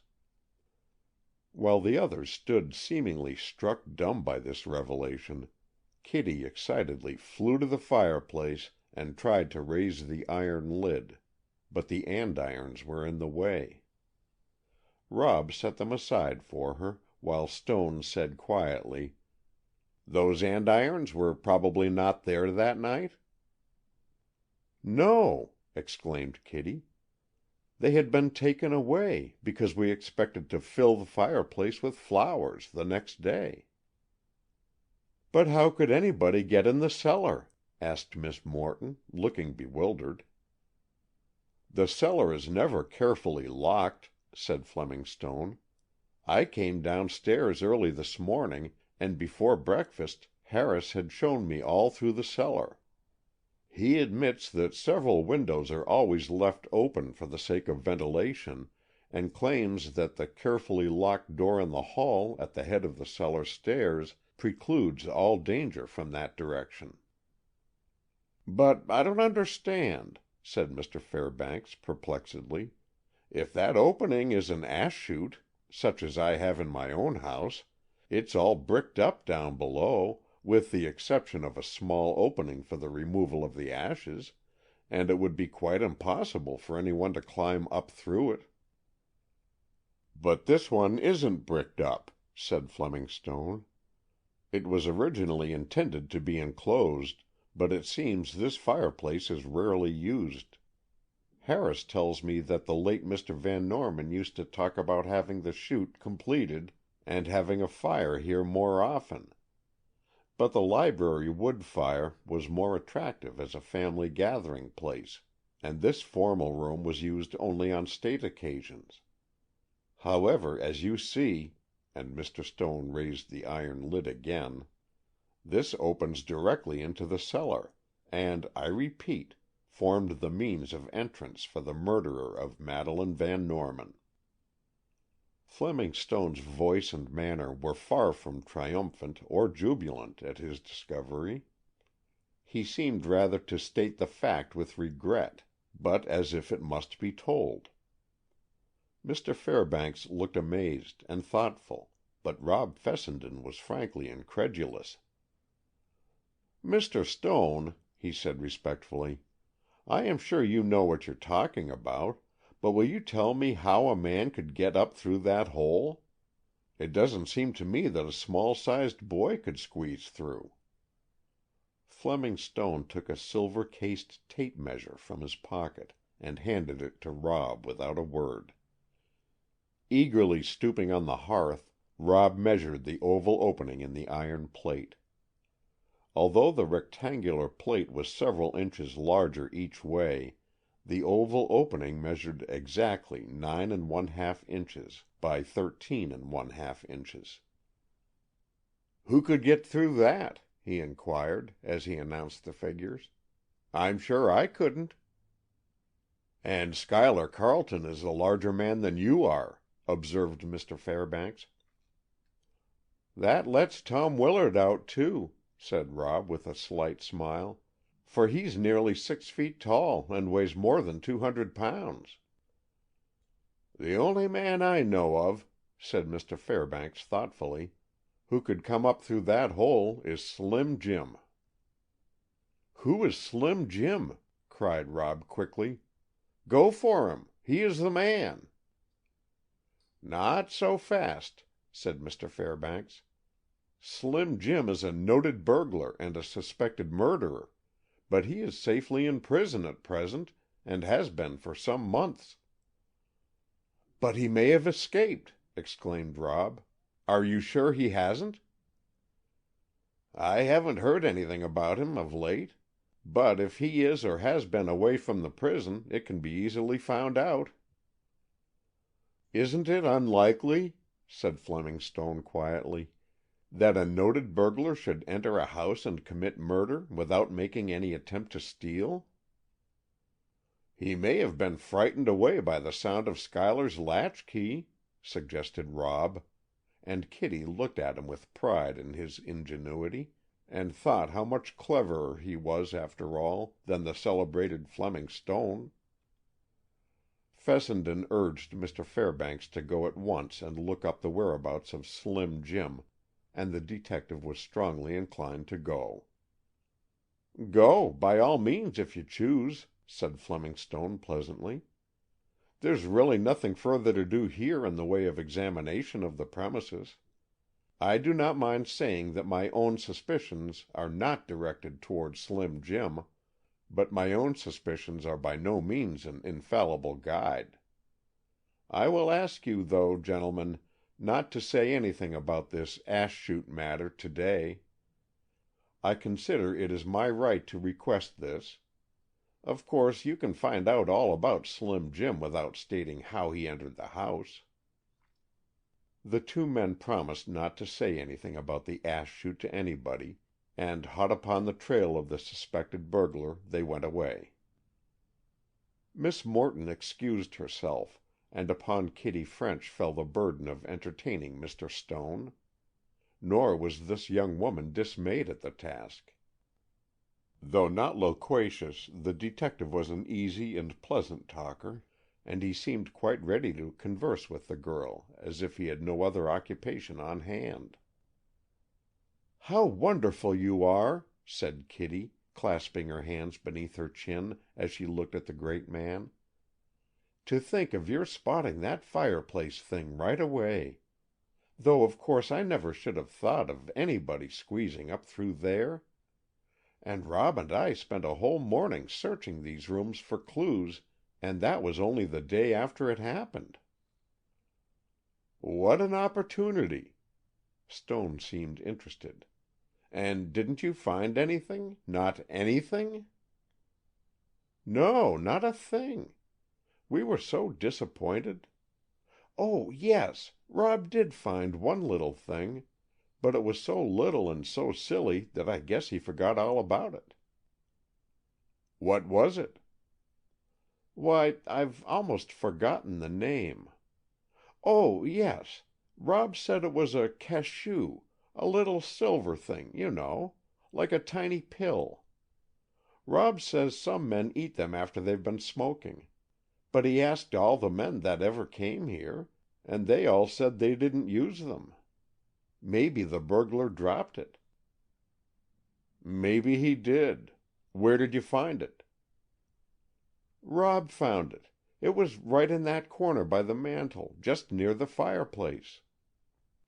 Fleming Stone stood up. "Miss French," said he, "if it is any satisfaction to you, you may know that you have helped me a great deal in my work. Will you excuse me now, as I find I have important business elsewhere?" Kitty smiled and bowed politely, but after Mr. Stone had left her, she wondered what she could have said or done that helped him, and she wondered, too, what had caused that unspeakably sad look in his eyes as he went away. End of chapter 23.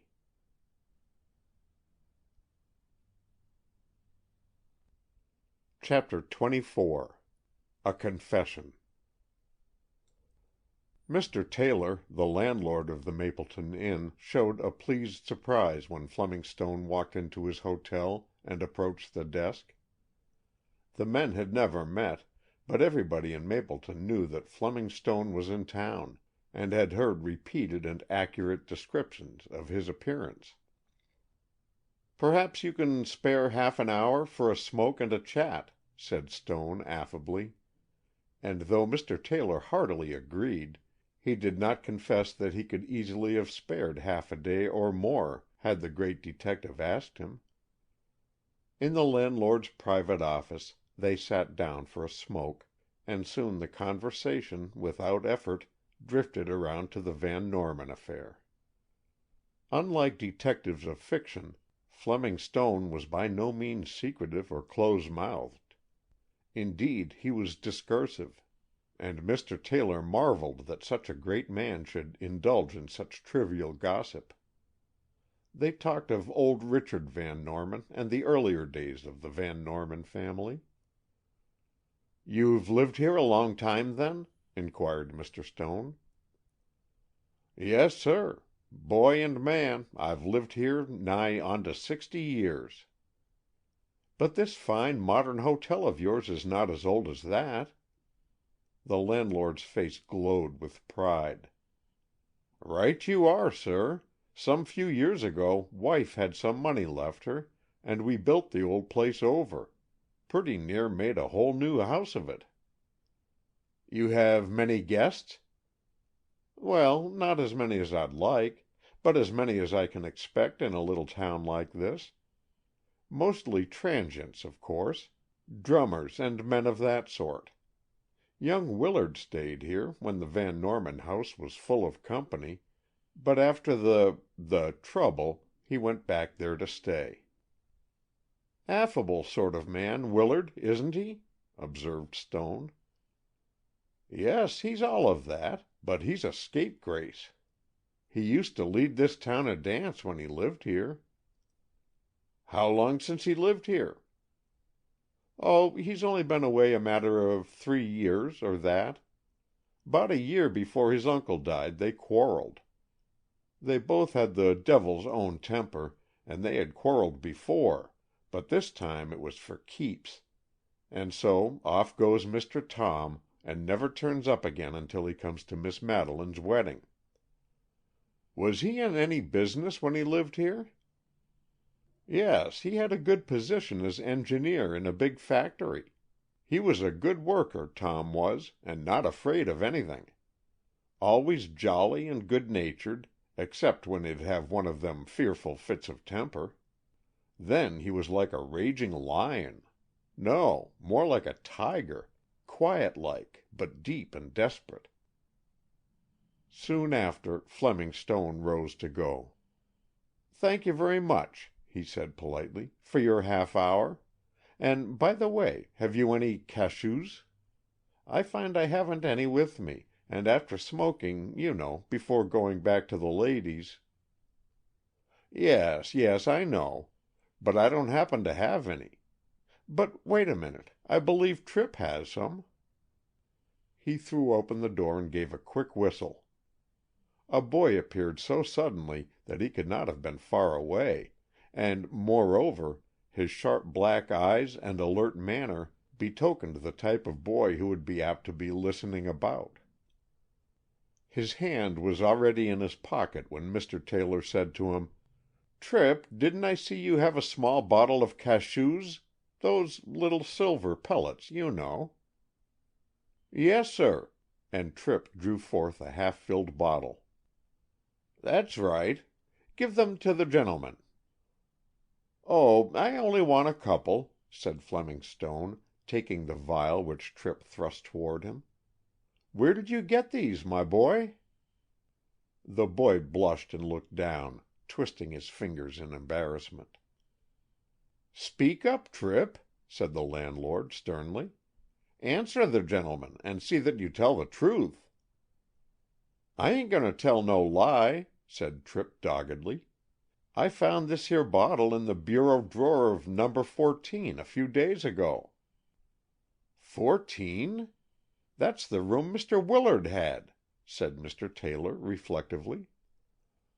"Yes, sir, but he didn't leave them there. They were there before. I seen 'em.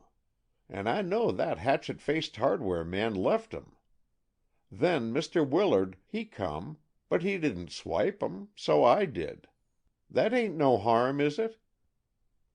"Not a bit," said Fleming Stone, "since you've told the truth about it.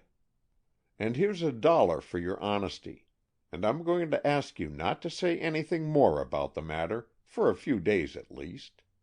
Also, I'm going to ask to be allowed to take a look at room No. 14. "Certainly, sir. Tripp, show the gentleman up."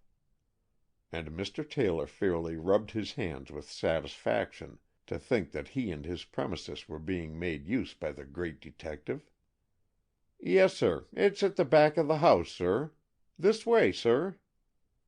Mr. Stone's survey of the room was exceedingly brief. He gave one glance around, looked out of the only window it contained, tried the key in the lock, and then expressed himself satisfied. Tripp, disappointed at the quickly finished performance, elaborately pointed out the exact spot where he had found the cachou bottle. But Mr. Stone did not seem greatly interested. However, the interview was financially successful to Tripp, and after Mr. Stone's departure he turned several handsprings by way of expressing his satisfaction with the detective gentleman. After dinner that evening, the group of the night before reassembled in the library. A strange feeling of oppression seemed to hang over all. The very fact that Fleming Stone had as yet said nothing of any discoveries he might have made, and the continued courtesy of his pleasant, affable demeanor, seemed to imply that he had succeeded rather than failed in his mission. Although genial and quickly responsive, he was, after all, an inscrutable man, and Mr. Fairbanks, for one, had learned that his gentle cordiality often hid deep thoughts in a quickly working mind. Without preamble, as soon as they were seated, Mr. Stone began, "Employed by Coroner Benson, I was asked to come here to discover, if might be, the murderer of Madeleine Van Norman. By some unmistakable evidence which I have found, by some reliable witnesses with whom I have talked, and by some proofs which I have discovered, I have learned beyond all doubt who is the criminal, and how the deed was done. Is it the wish of all present that I should now make known what I have discovered, or is it preferred that I should tell Coroner Benson alone?" For several minutes nobody spoke, and then the coroner said, "Unless any one present states an objection, you may proceed to tell us what you know, here and now, Mr. Stone." After waiting a moment longer and hearing no objection raised, Fleming Stone proceeded. "The man who murdered Miss Van Norman entered the house through a cellar window. He climbed up through the ash chute in the drawing-room fireplace." Although some of Mr. Stone's hearers had listened to this revelation in the morning, the others had not heard of it, and every face expressed utter astonishment, if not unbelief, with the exception of one. Tom Willard turned white, and stared at Fleming Stone as if he had not understood. "What?" he said hoarsely. As if he had not heard the interruption, Fleming Stone went on. "Who that man was, I think, I need not tell you. Is he not already telling you himself?"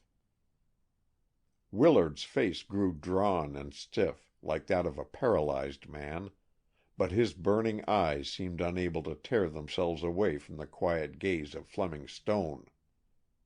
Then, with a groan, Willard's head sank into his hands, and he fell forward on the table, the very table at which Madeleine had sat on that fatal night. There was a stir, and Schuyler Carleton rushed forward to Willard's assistance, if need be.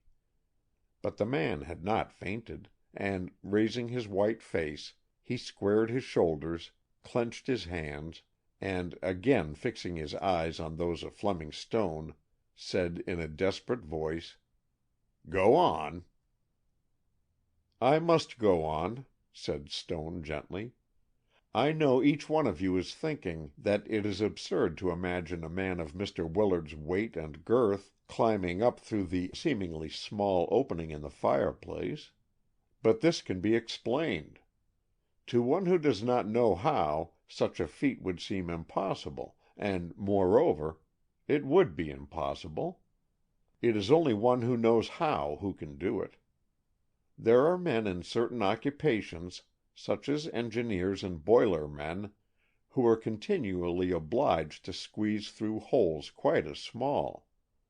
The regular boiler man hole is oval, and measures 10 by 15 inches, but there are many of them in large tanks which measure even less each way. I had occasion some time ago to interview an engineer on this subject. He weighed 215 pounds, and had a chest measure of 42 inches. He told me that he could go through a much smaller manhole than other workmen who weighed only 160 pounds, simply because he knew how. It is done by certain manipulations of the great muscles and by following a certain routine of procedure. But the method is unimportant for the moment. The fact remains, and can be verified by any engineer. I discovered today that Mr. Willard is, or has been, an expert engineer, and for many years held such a position in a large factory right here in Mapleton. As to Mr. Willard's presence in this house upon that fatal night, a tiny clue discovered by Mr. Fessenden gives us indubitable proof. Mr. Fessenden found next morning on the drawing-room floor a cachou. I have learned that these are by no means in common use in Mapleton, and, moreover, that it is not the custom of any one of the men now present to use them. I further learned that after Mr. Willard left here that night to go to the hotel, he found by chance a small bottle of these in the room which was assigned to him. I am assuming that he carelessly put a few in his pocket, and that in his struggle through the ash chute one fell upon the carpet. The room which Mr. Willard occupied at Mapleton Inn is in the second story, and its window opens upon a veranda roof which has a gentle slope almost to the ground. This provides an easy means of exit and entrance, and as Mr. Willard has no alibi later than 10:30 on that evening, the time would permit him to come here and go away again before the hour when Mr. Carleton is known to have arrived."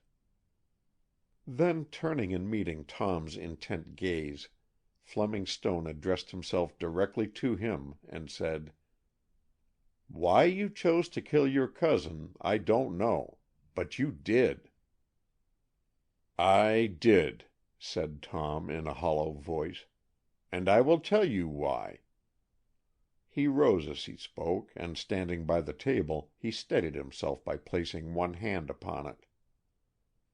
"It was entirely unpremeditated," he said, "and I'm going to tell you about it, because I owe a confession to Madeleine's memory, though I am responsible for my deed to no one here present."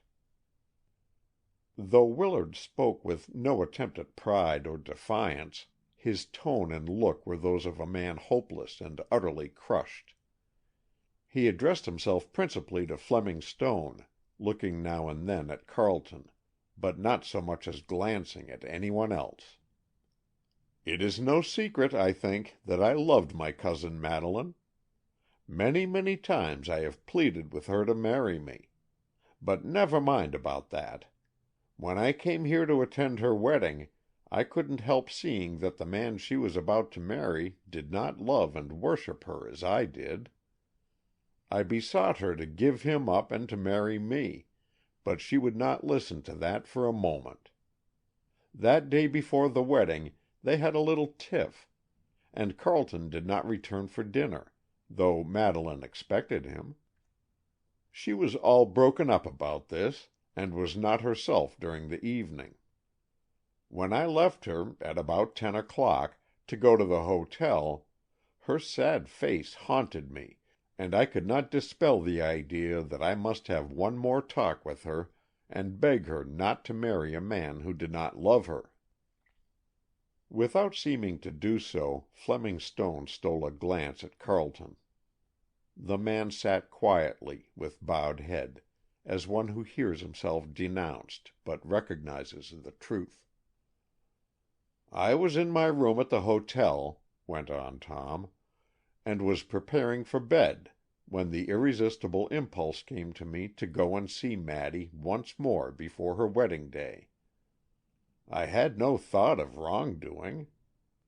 I came out through the window instead of in the ordinary way, only because I knew the inn was about to be closed for the night, and I knew I could get back the same way. A trellis, that was simply a ladder, reached up to the low roof, and it was quite as easy an exit as through the front door. As to the cachous, I had found the stray vial there, and had slipped a couple in my pocket, without really thinking anything about it. I don't usually carry them, but they are by no means unfamiliar to me. I came directly over here, and found the house partially darkened, as if for the night. There was a low light in the library and hall, but the blinds were drawn, and I could see only a glimpse of Maddy's yellow dress on the floor. I was about to ring the bell, when I suddenly thought that I didn't care to rouse the household, or even the servants, and, remembering the way I often used to get in when I came home at night, later than my uncle approved, I went around and entered by a cellar window. I came up through the fireplace, exactly as Mr. Stone has described to you. It is astonishingly easy to anyone who knows how, and quite impossible for one who does not. I crossed the drawing-room at once, and entered the library. Naturally, I made very little noise, but still I am surprised that Hunt did not hear me. I did not try to be entirely silent, for I had no thought of evil in my heart. Madeleine looked up at me as I came into this room, and smiled. She asked me how I got in, and I told her, and we both laughed at some old reminiscences. I did not see that paper that Miss Dupuy wrote. Then I told her frankly that I wanted her to give up Carleton, for he did not love her, and I did. When I said that about Carleton, Maddy burst into weeping, and said it wasn't true. I said it was, and offered to prove it, and then we quarreled. To you who do not know our family temper, this may sound trivial, but it was not. We had a most intense and fiery quarrel, and though probably our voices were not raised, that was not our way, we were so furious with each other that we were practically beside ourselves. Maddened, too, by jealousy, and by being baffled in my errand, I suddenly resolved to kill both my cousin and myself. I picked up the dagger and told her what I was about to do, being fully determined to stab her and then myself.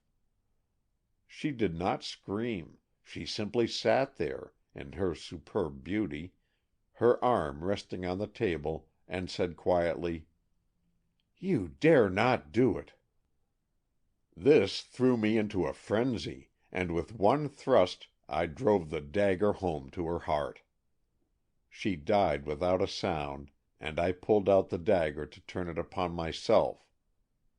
But the sight of Madeleine's blood brought me to my senses.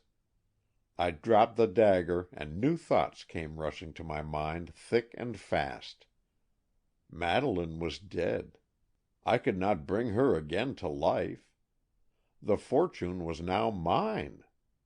Would I not be a fool then to kill myself?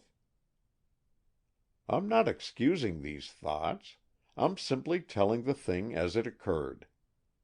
I turned and softly recrossed the hall, let myself down through the drawing-room fireplace, and was back in my room at the hotel without having met anyone going or coming. At 2:00 I was summoned over here by telephone, and I came. Miss Morton met me in the parlor, and as there was a bright light there then, I chanced to see one of those miserable cachous on the carpet. I picked it up and concealed it, but it warned me. And when Mr. Fessenden asked me the next day if I had any, I said no. Now, I have told you all. Wait, do not speak. I know you would say that I was a coward not to take my own life when I intended to. I admit it. I was a coward, but it is not yet too late for the deed." Before anyone could move to prevent it, Tom had grasped the dagger from the drawer where it was hidden and plunged it into his own breast. He sank down into the chair, the very chair where Madeleine had died, and, dreadful as the occasion was, those who saw him could not but feel that it was just retribution. It was Schuyler Carleton who again started forward and put his arm around the wounded man. "Tom!" he cried. "Oh, Tom, why did you do that?"